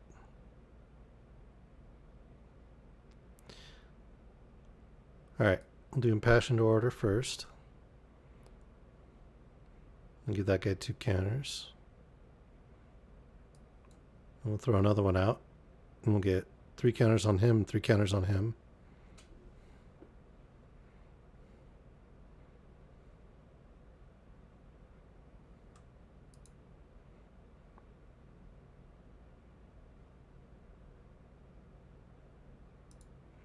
And we'll see what he's willing to do.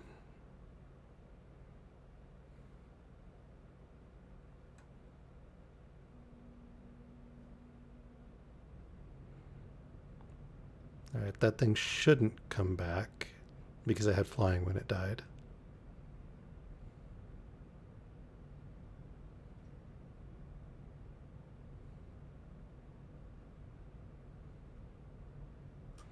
Although it's got that return from the graveyard thing. It's actually kind of handy. It keeps popping up a skeleton to block.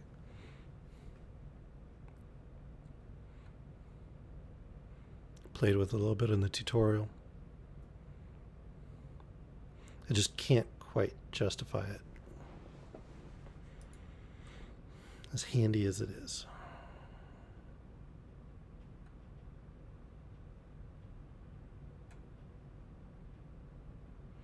Well, I suppose it would be good for like when I get milled and I have to pull a blocker out.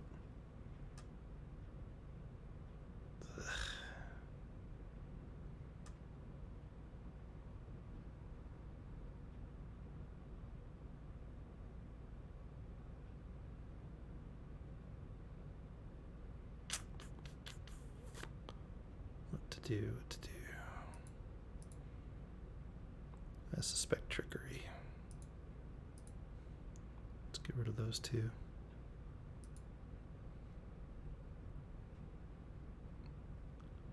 They're still inside the bug because the bug is still alive. I suppose that's going to bring them back as flying creatures. Shit.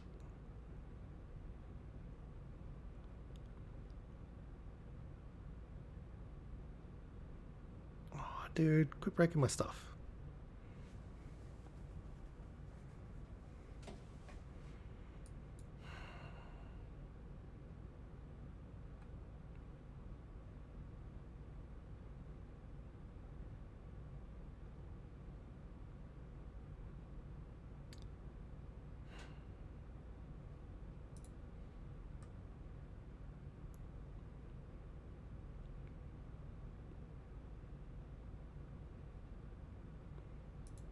Oh, screw it.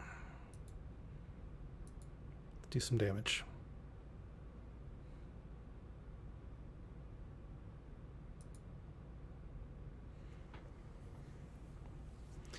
He'll be able to do 10 to me this turn unless he pulls out some more shit.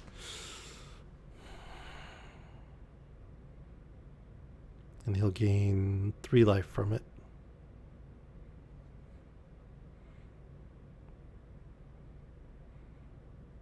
Which means if he attacks with everything, I win next turn unless something changes.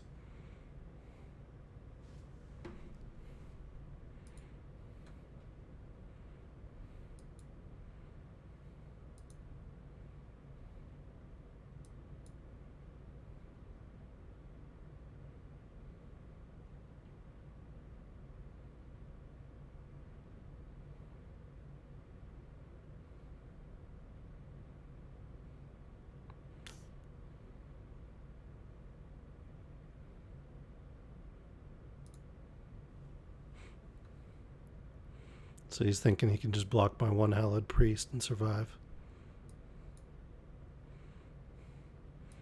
Which he might be able to do. Food, what you eating?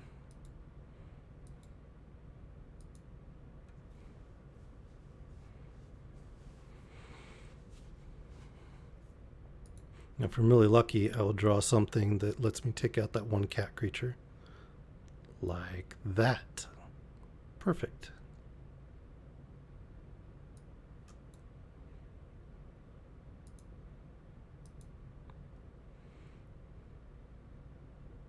Goodbye, cat creature. Oh, it's going to come back, isn't it?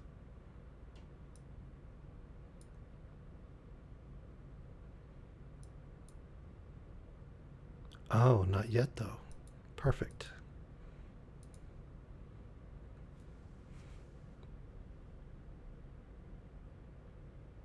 Wait, skeleton. Crap. He's going to barely survive this. Oh, well. Yeah.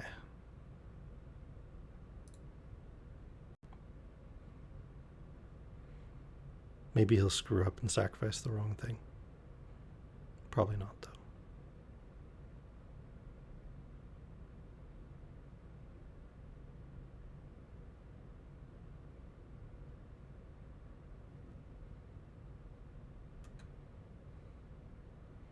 It's a pretty nasty combo, that brood moth.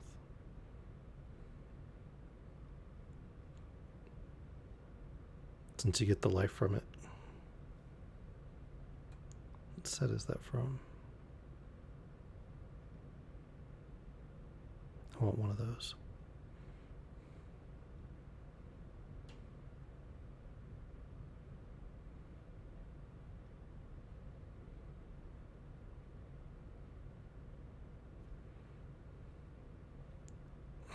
But he doesn't have any swamps. No damage. Doesn't matter though. I'm dead right here. Yakora? Okay. Wonder if I can craft one from a wild real quick.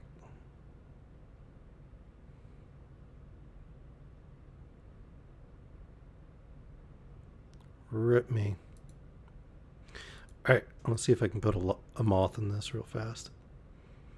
Anything else you think I should add that I can craft with the wild cards?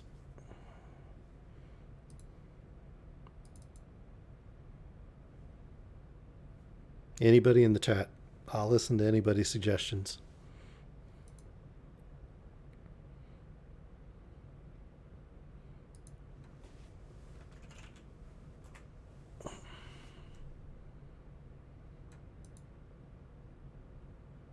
Oh, it's a mythic rare? Lame.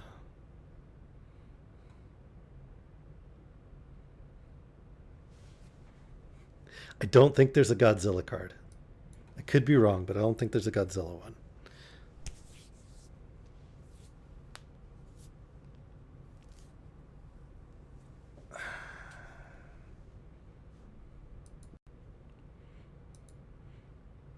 A rare white one? Can I filter by rarity? Yes, rare. Okay. Which one am I looking for?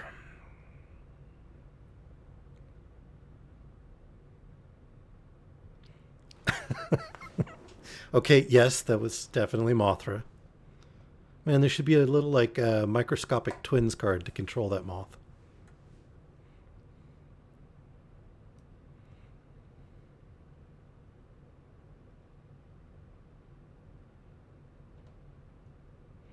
Alright, but do you happen to remember what the name of it is? Can I sort by cost? Maybe? Okay.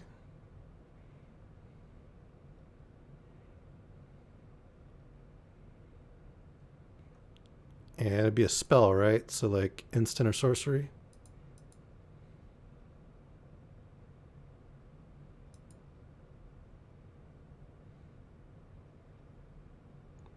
Well, there's good old Wrath of God. I remember that card.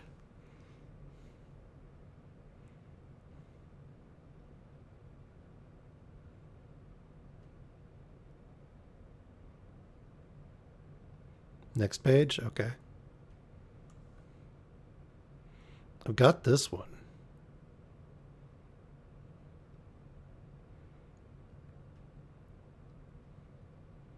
Shatter the Sky. You said it's a white card?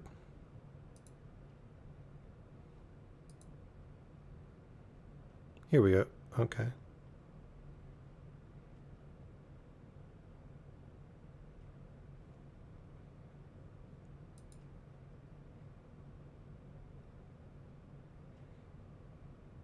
All right, what do you think? 1, 2?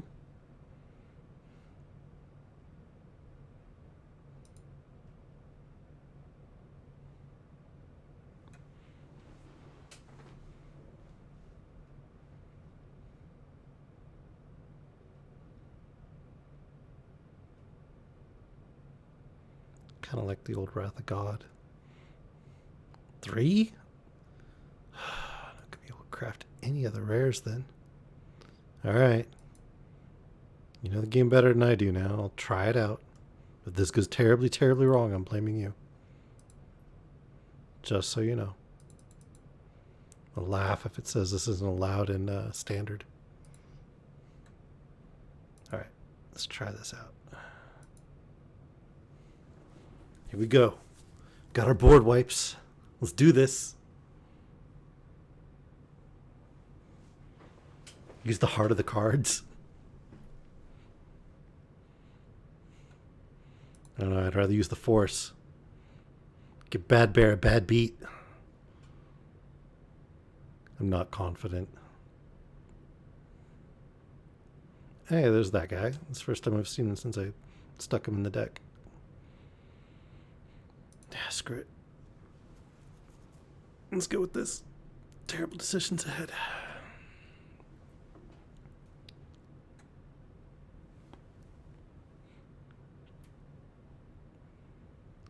Terrible, terrible decisions.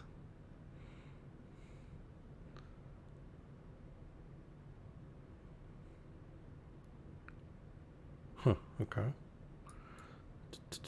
Nothing.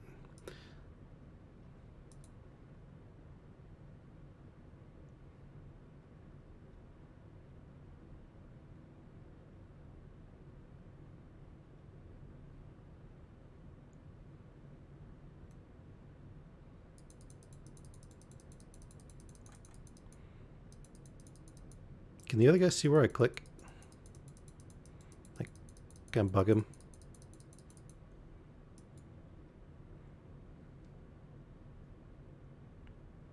Uh-oh. It's a danger noodle.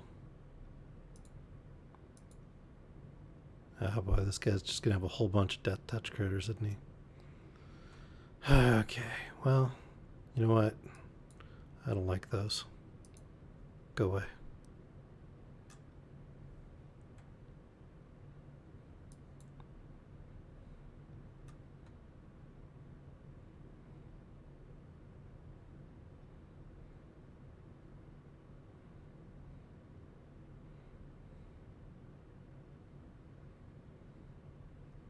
Keep that for an enchantment.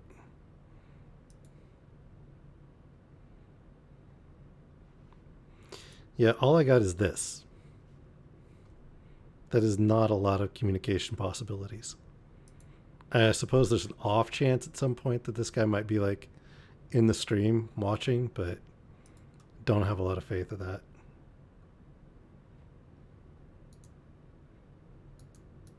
Yeah, that's all I got. No other emotes.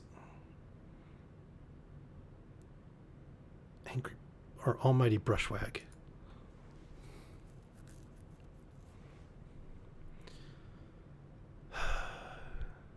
Too many critters.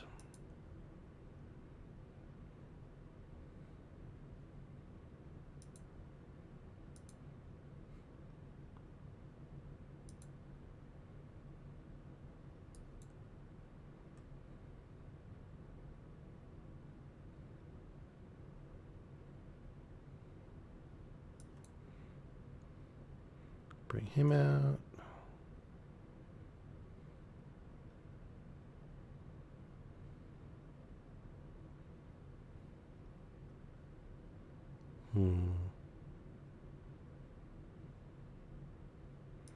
No, not yet.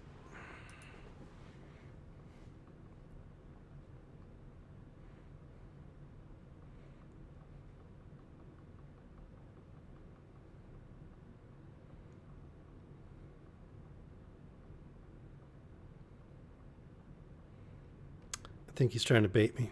What do you guys think? Wants me to block that brushwag. No, not even trying. He's just gonna smack me really hard.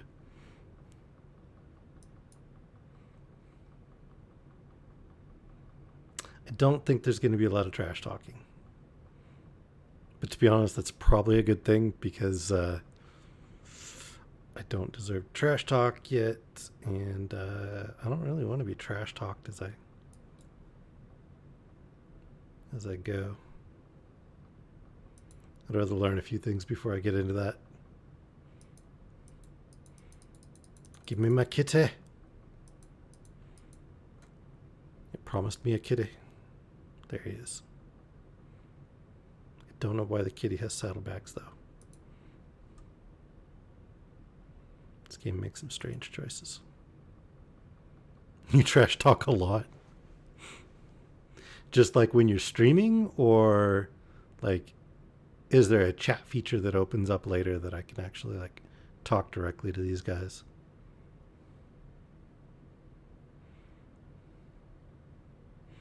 Or do you just mean your weird little spurty emote?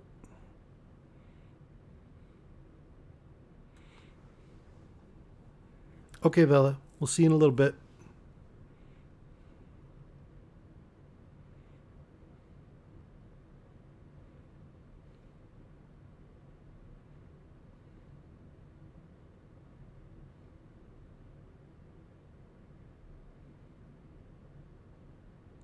No, not gonna. Well, he's all uncertain now.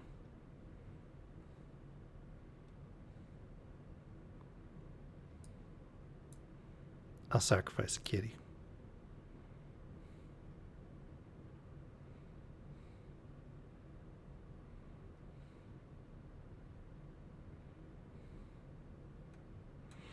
I think he's worried about his critters.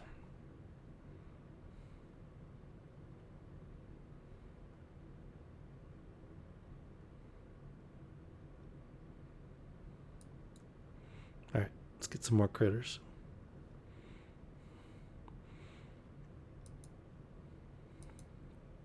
Get us another kitty.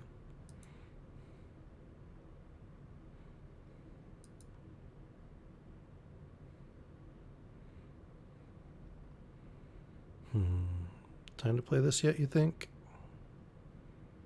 Probably not. Probably want to put it on the Angel of Vitality. Although he's got reach with that one. Nope, that's trample, not reach. Does he reach with any of these? No reaches. Okay.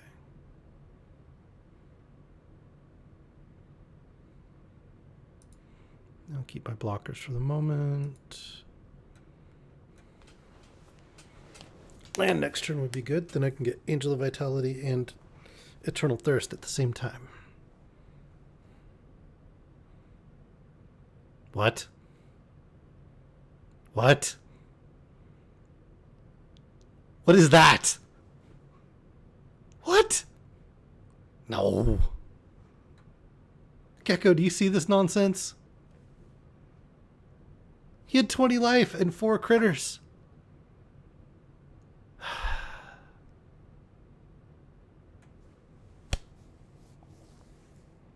Yes, if you heard that, that was literally me facepalming. That's how I advance in rank.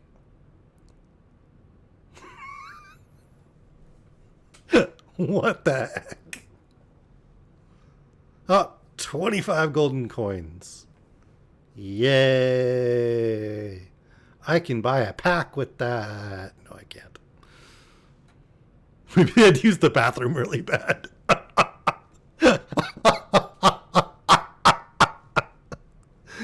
Oh, man, maybe. Maybe, I don't know.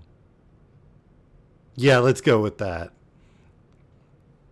There's no way I, intimidated them into that. Did you see that nonsense, Vela?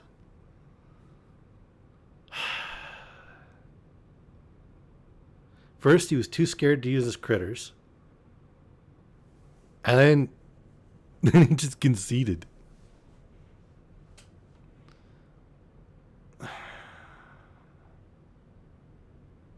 But it's only got one land.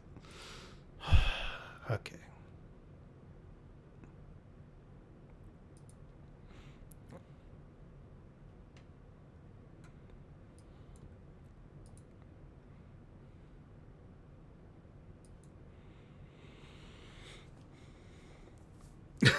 Halfway through a game and couldn't hold it.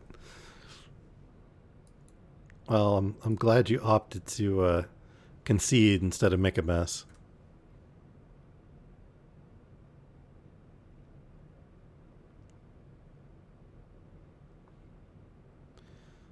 I've seen some people do some stupid... What are you?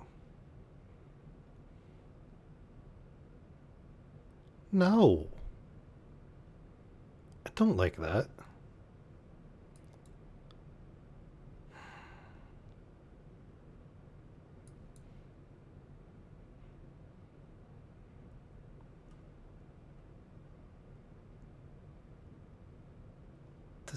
No. That's like the Hallowed Priest, but you don't even have to gain life. It just keeps getting bigger. What the hell is that nonsense?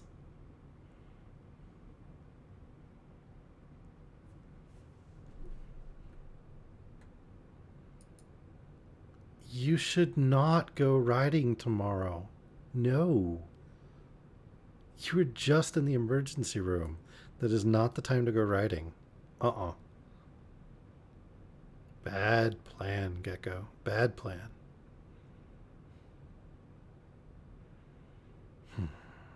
All right.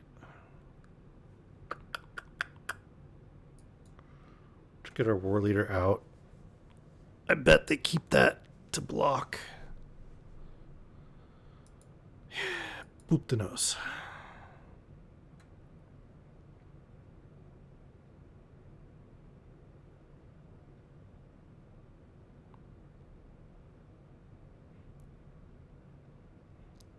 What are you? A demigod? Alright. What? Each counts towards your devotion to white. What?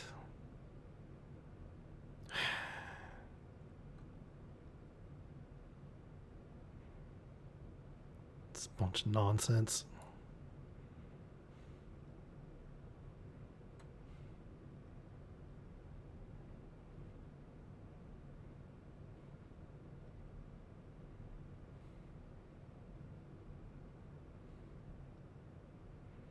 Alright, what to do?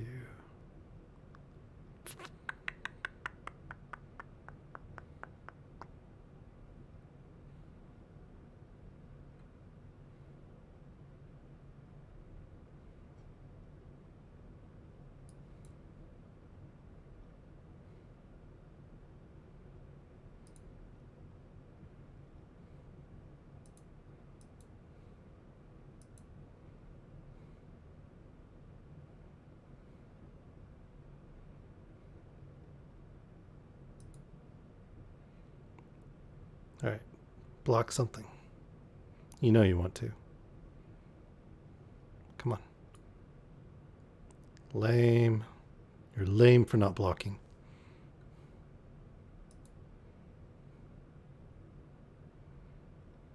Also, where's my enchantment destruction thing now?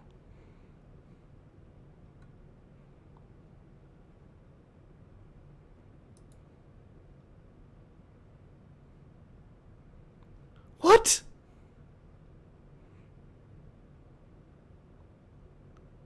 Gecko, do you see this? What is going on? I am not that scary. Alright, what'd I get? Till the turn target creature against trample. Number of lore counters. What are lore counters?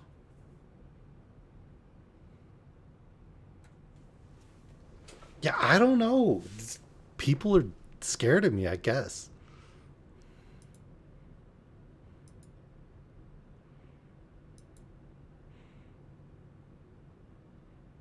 My 8/8 that couldn't do anything because he was pacified?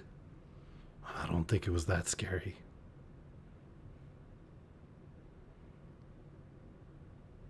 Alright, fingers crossed. Everybody with that avatar has kicked my butt so far. I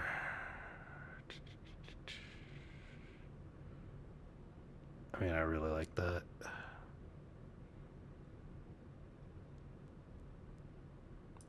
What the hell? Why not? Let's see what we can do. Come on. Come on. Come on. Just mulligan. You know you want a mulligan. Do it.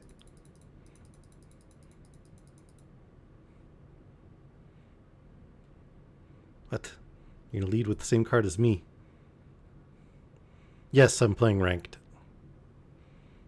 Standard ranked. I'm probably doing horrible things to my rank, but whatever.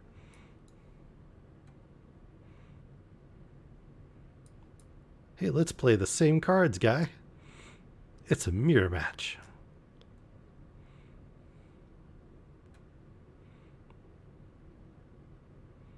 Okay, well, I can't mirror that.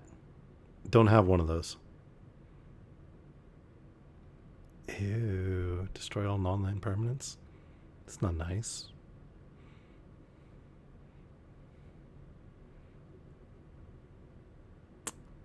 Well, let's see if he'll block. Yeah, block or you can let me boop you. He let me boop him. That was dumb. Don't let me boop you, dude. I mean, you got kind of a cute nose, but don't let me boop it.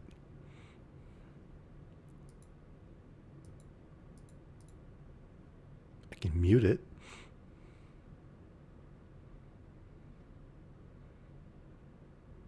What do you mean? I can't be that high. Is silver a high rank?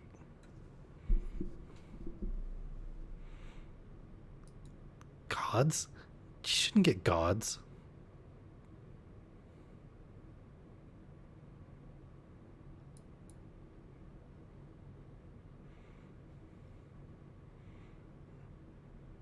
Indestructible. This shit's nonsense.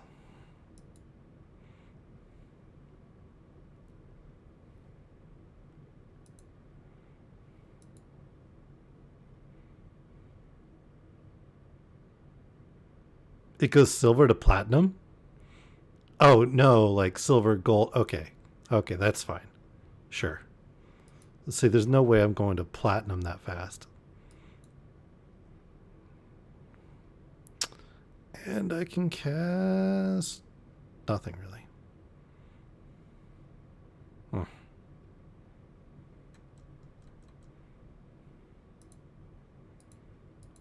A boopinos.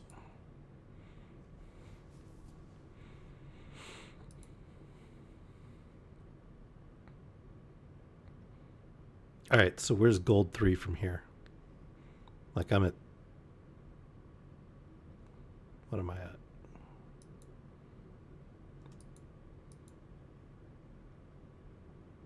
Wait, what? Ah, not the troll. Stupid troll.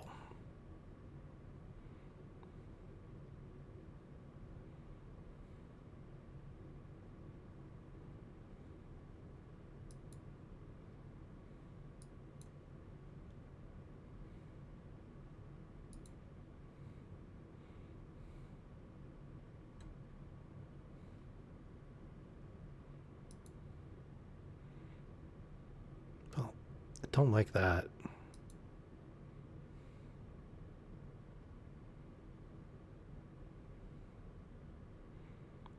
It's not really a nose boop anymore, is it?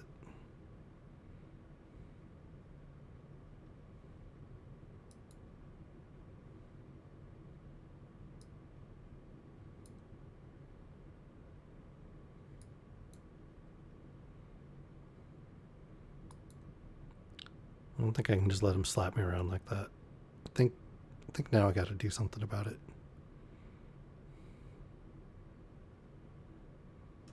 Is this guy a creature yet?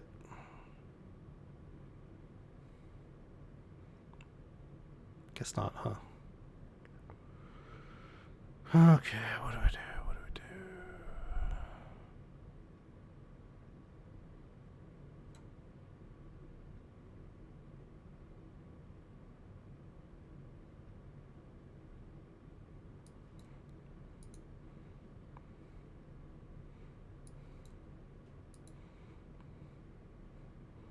All right, screw both your creatures. Boop the nose.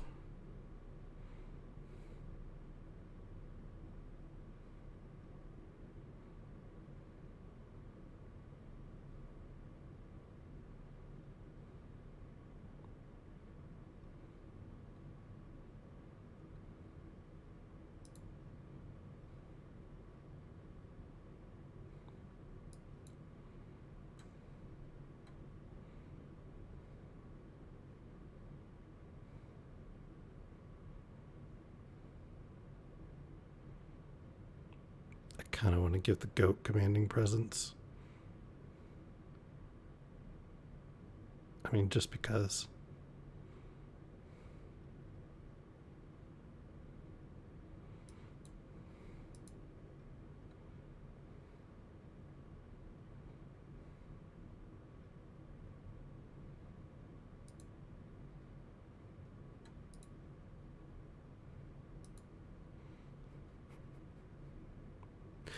Next time I'll give the goat commanding presence.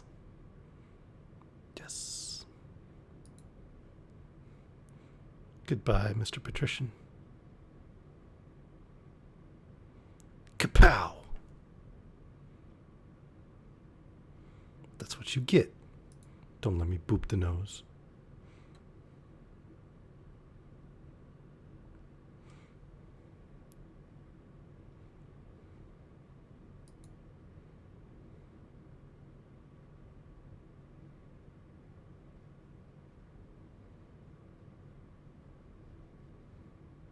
No! You murdered my cleric, you bastard.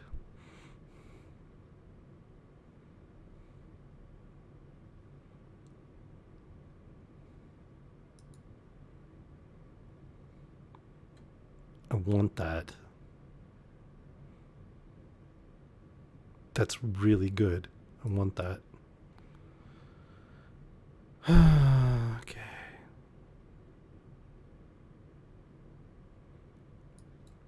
Fine. Screw all your thingies.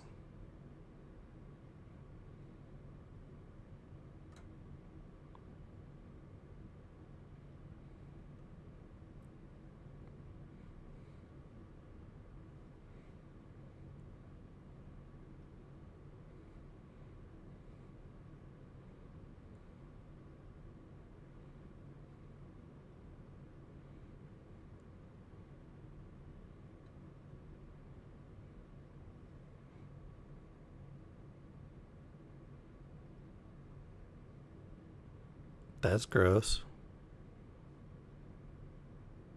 I want that one too. Probably mythic rare though. All these people with these mythic rare cards. No fun.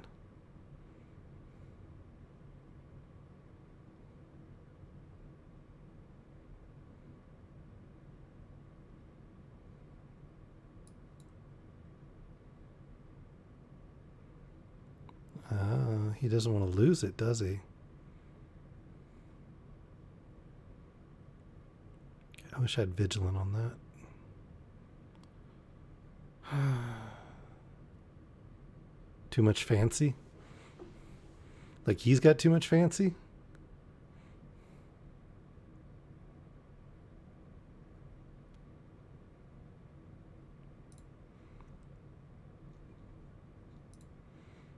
Keep the blocker.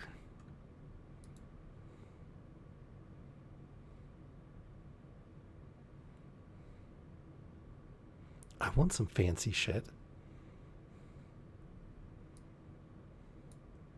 Why is he ranked at my rank if he's got this much fancy shit? He must be bad at life. You bad at life, dude? Give me something good. Ooh. Yes, please.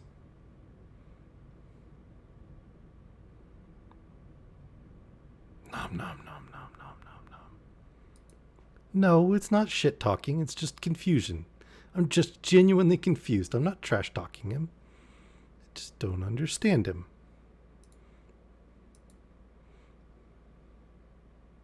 That's all.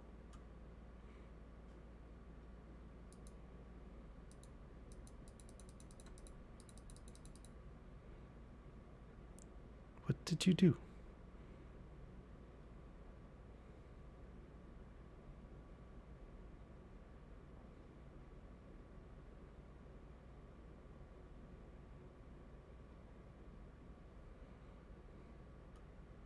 Get carried to silver? What? What? What the hell is that? It's cheating is what that is.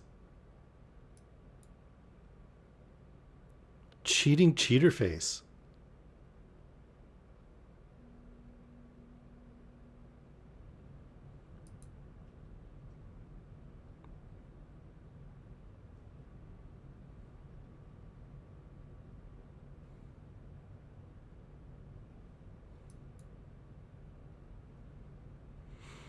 I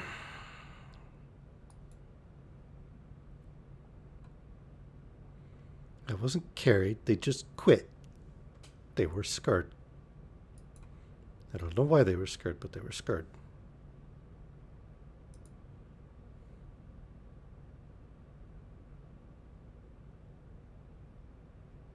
Not that guy again.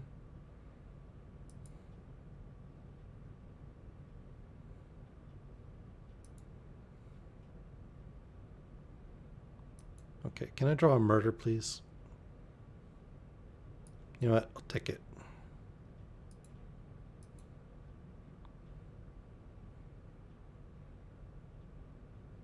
Go away, Vito. I don't like you.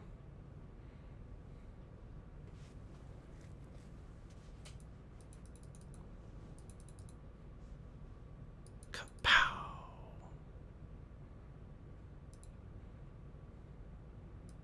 Now I boop your nose. You can block my boop? Nope. You don't block my boop. Boop.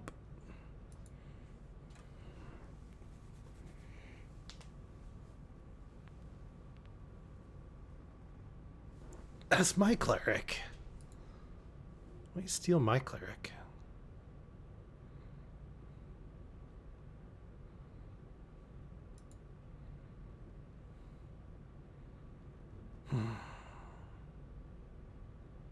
That's a gross little combo. Look at that.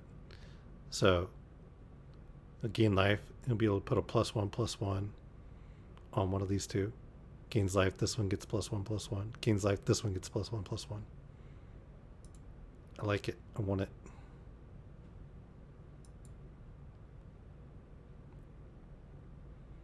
All the planeswalker type dudes that I got were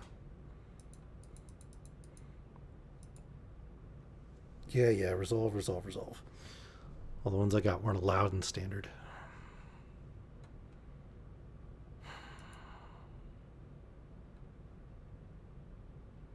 This was not as useful as I thought it was. It's only to cast kick spells. Stupid.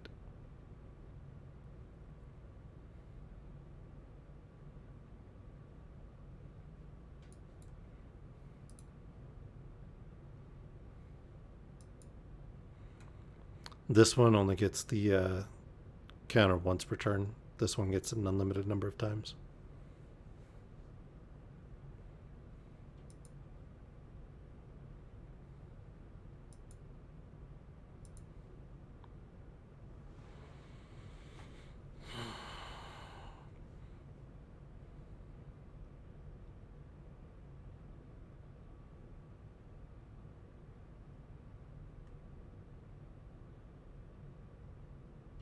Man, he gets all the fanciness.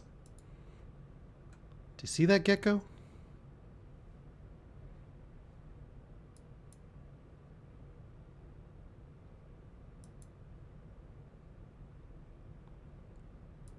That should only be gaining life once though, right?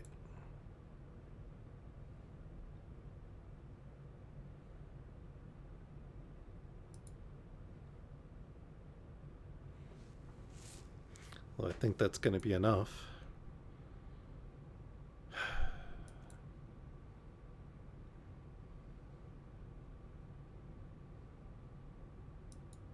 Yeah, I got a blocker.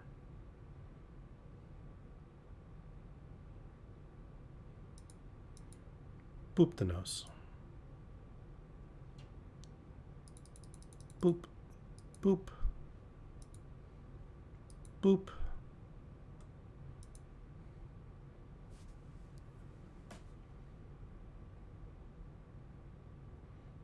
That's what you meant. Jesus, how many legendary things does he have? This is ridiculous. One day two, dude.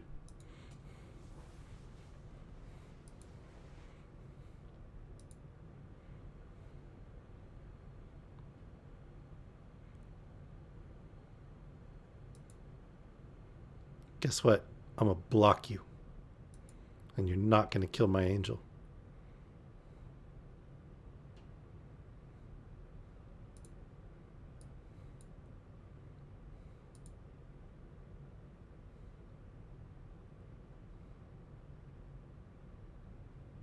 Alright, now let me cast. Let me cast. I want to cast it. So I can survive one more turn.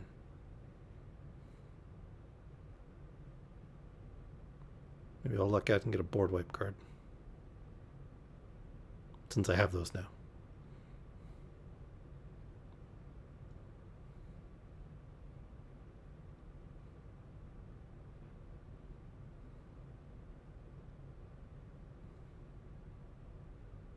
Jesus, he's got a big deck too.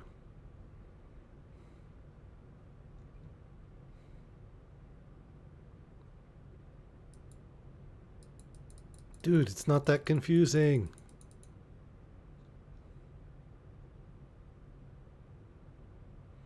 I swear to God, if this guy concedes, I'm gonna lose my shit.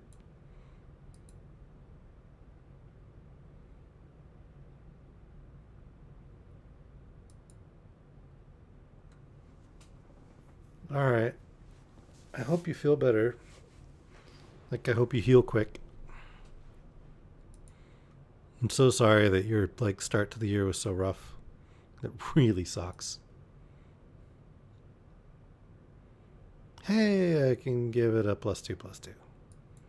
Yay, victory is mine. I am winning. Come on, dude. I'm gonna boop your nose.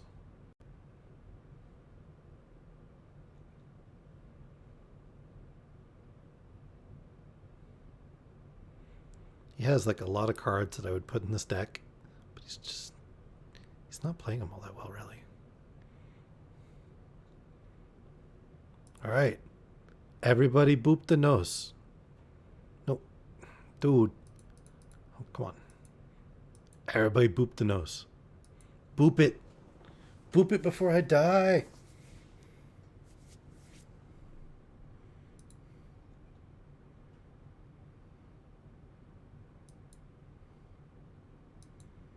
Boop thy nose. Boop.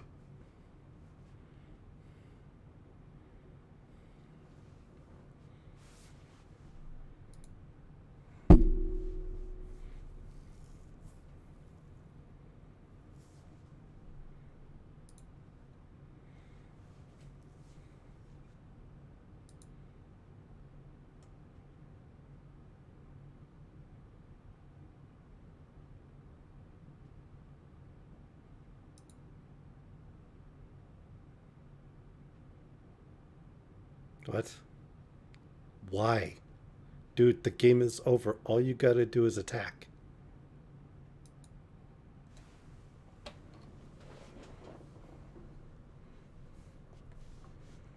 Why are you bothering? Just attack.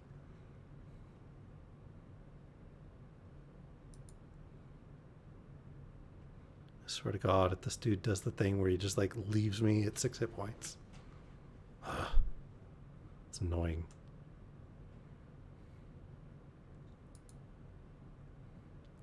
Thank you.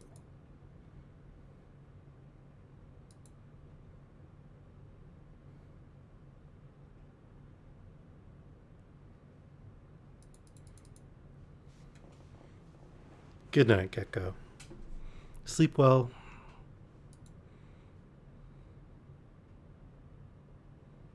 Thanks for hopping in and giving me a little bit of guidance.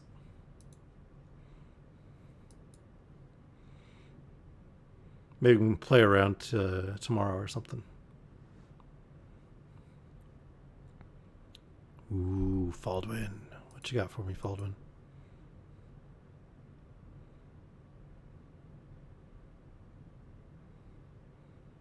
Not enough land, that's for sure.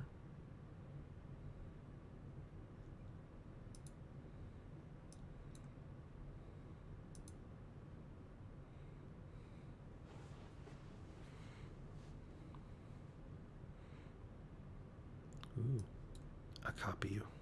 I also do Scoured Barrens.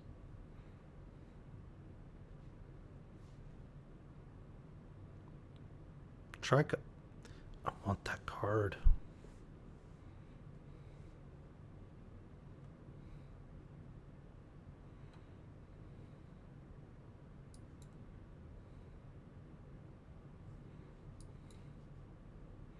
I'm not sure that's really a thing, Panda.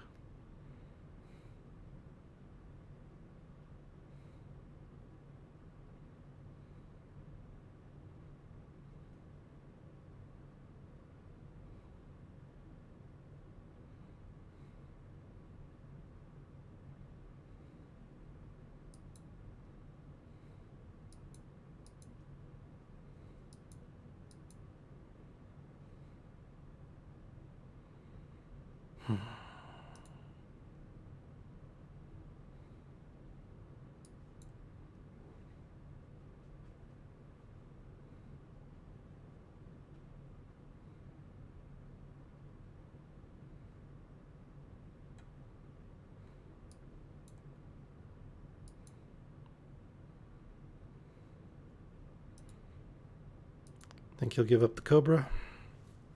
I kind of doubt it. Oh, he's going to give up the Cobra. Bye, Cobra.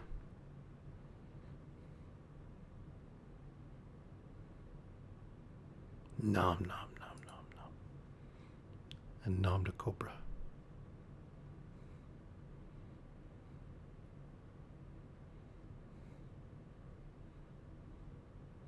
What? What? A Hydra. Hydras are supposed to be red creatures.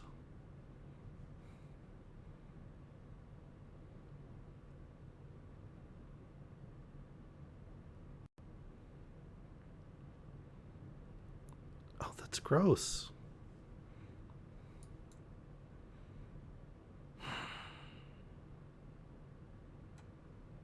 Fine.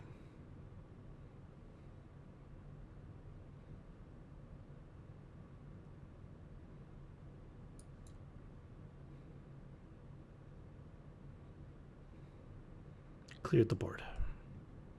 Didn't like those guys anyway.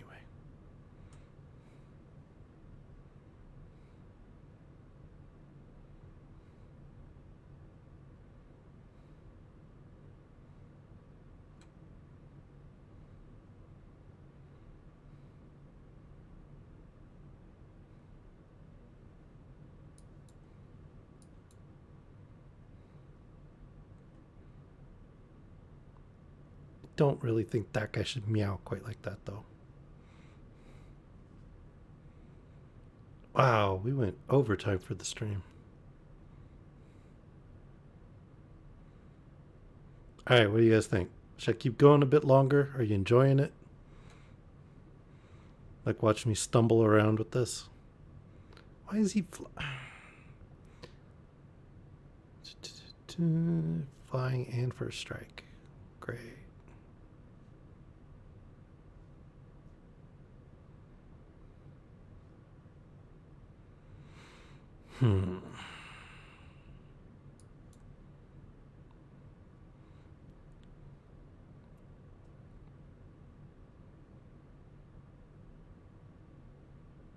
He's all tapped. First strike, but he's only got 3.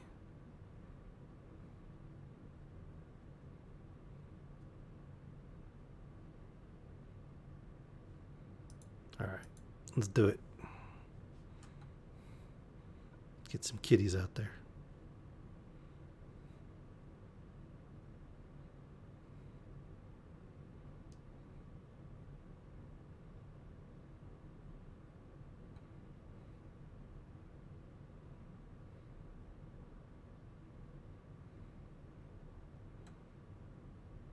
I want that guy.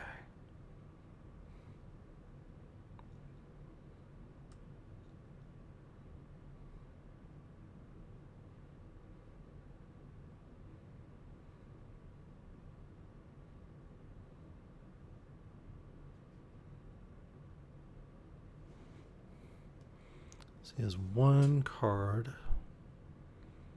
Could be anything though.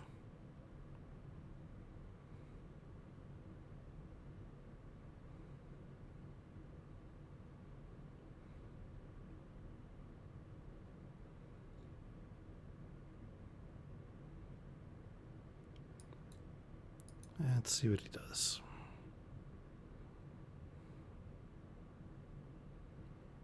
Actually, I probably should put that on the cleric.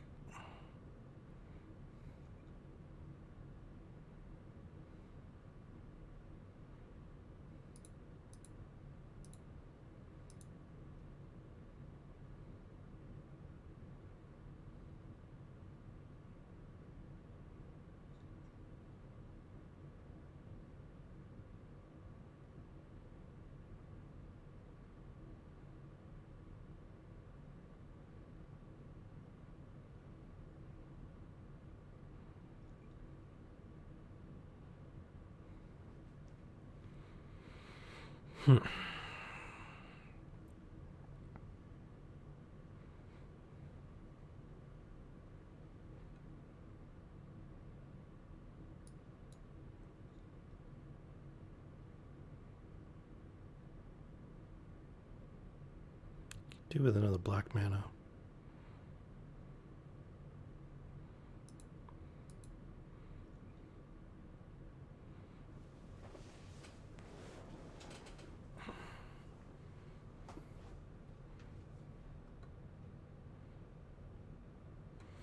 Just gonna do the same song and dance.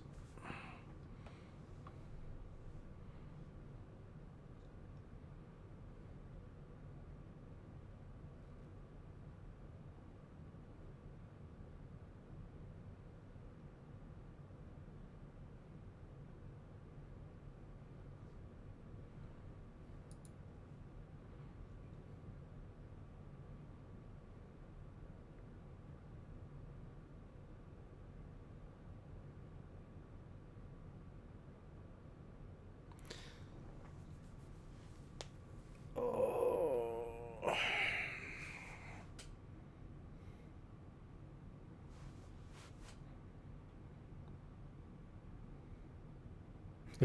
4/6. Okay.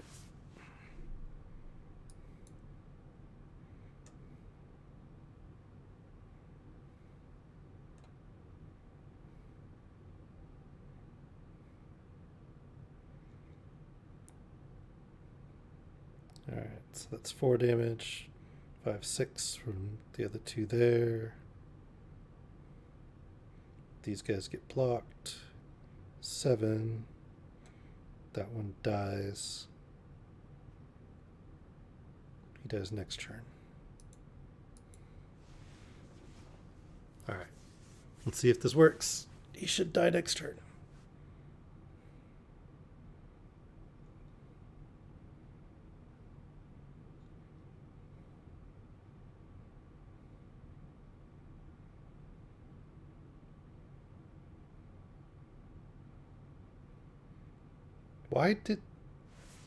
What?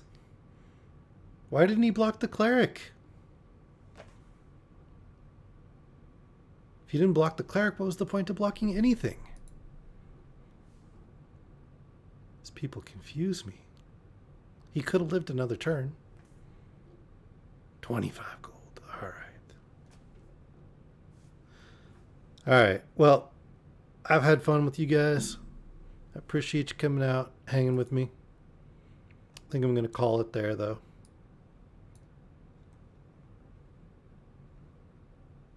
If you want to continue the Hegel balance discussion, we got the Discord available.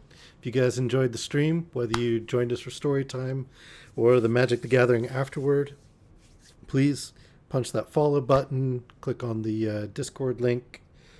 I'll pop it up real quick. It's on the ending screen. Come hang out with our community, get to know everybody. We're also just started a giveaway this month. So we're asking trivia questions about the stream, and you can find the answers during the intermission time on each, or the questions rather, during the intermission time on each of my streams.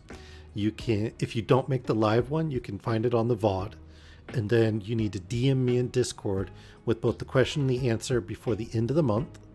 Most points wins the prize, which will be one or more games on Steam that our community plays. And yeah, so you get an extra point for the first correct answer. So the first person to get me the right answer to the question gets a bonus point. And then you can answer them in any order at any time until the end of the month. The answers will be something to do with the stream or its associated stuff. It could be something in Discord, on the Patreon, something from the book as we read it, by the way, not as it's written. So you can't just go look in the copy. You actually have to like review the stream. So it'll be something as written, or as read, not as written, because there's some variation. And yeah, so it's kind of a scavenger hunt trivia thing. Different question every stream. Next stream is tomorrow at the same time. So I hope to see you all there. So thank you very much for coming and hanging with me. I enjoyed it a lot. And I hope you liked the magic. It was a little something different, but we might do it again. It was fun. even if I got my butt kicked most of the times. Or people really confused me with the stuff they did that I don't understand them. Anyway, have an excellent morning, afternoon, or evening, whatever time it is where you're at. And thank you so much for hanging out. All right. Bye now.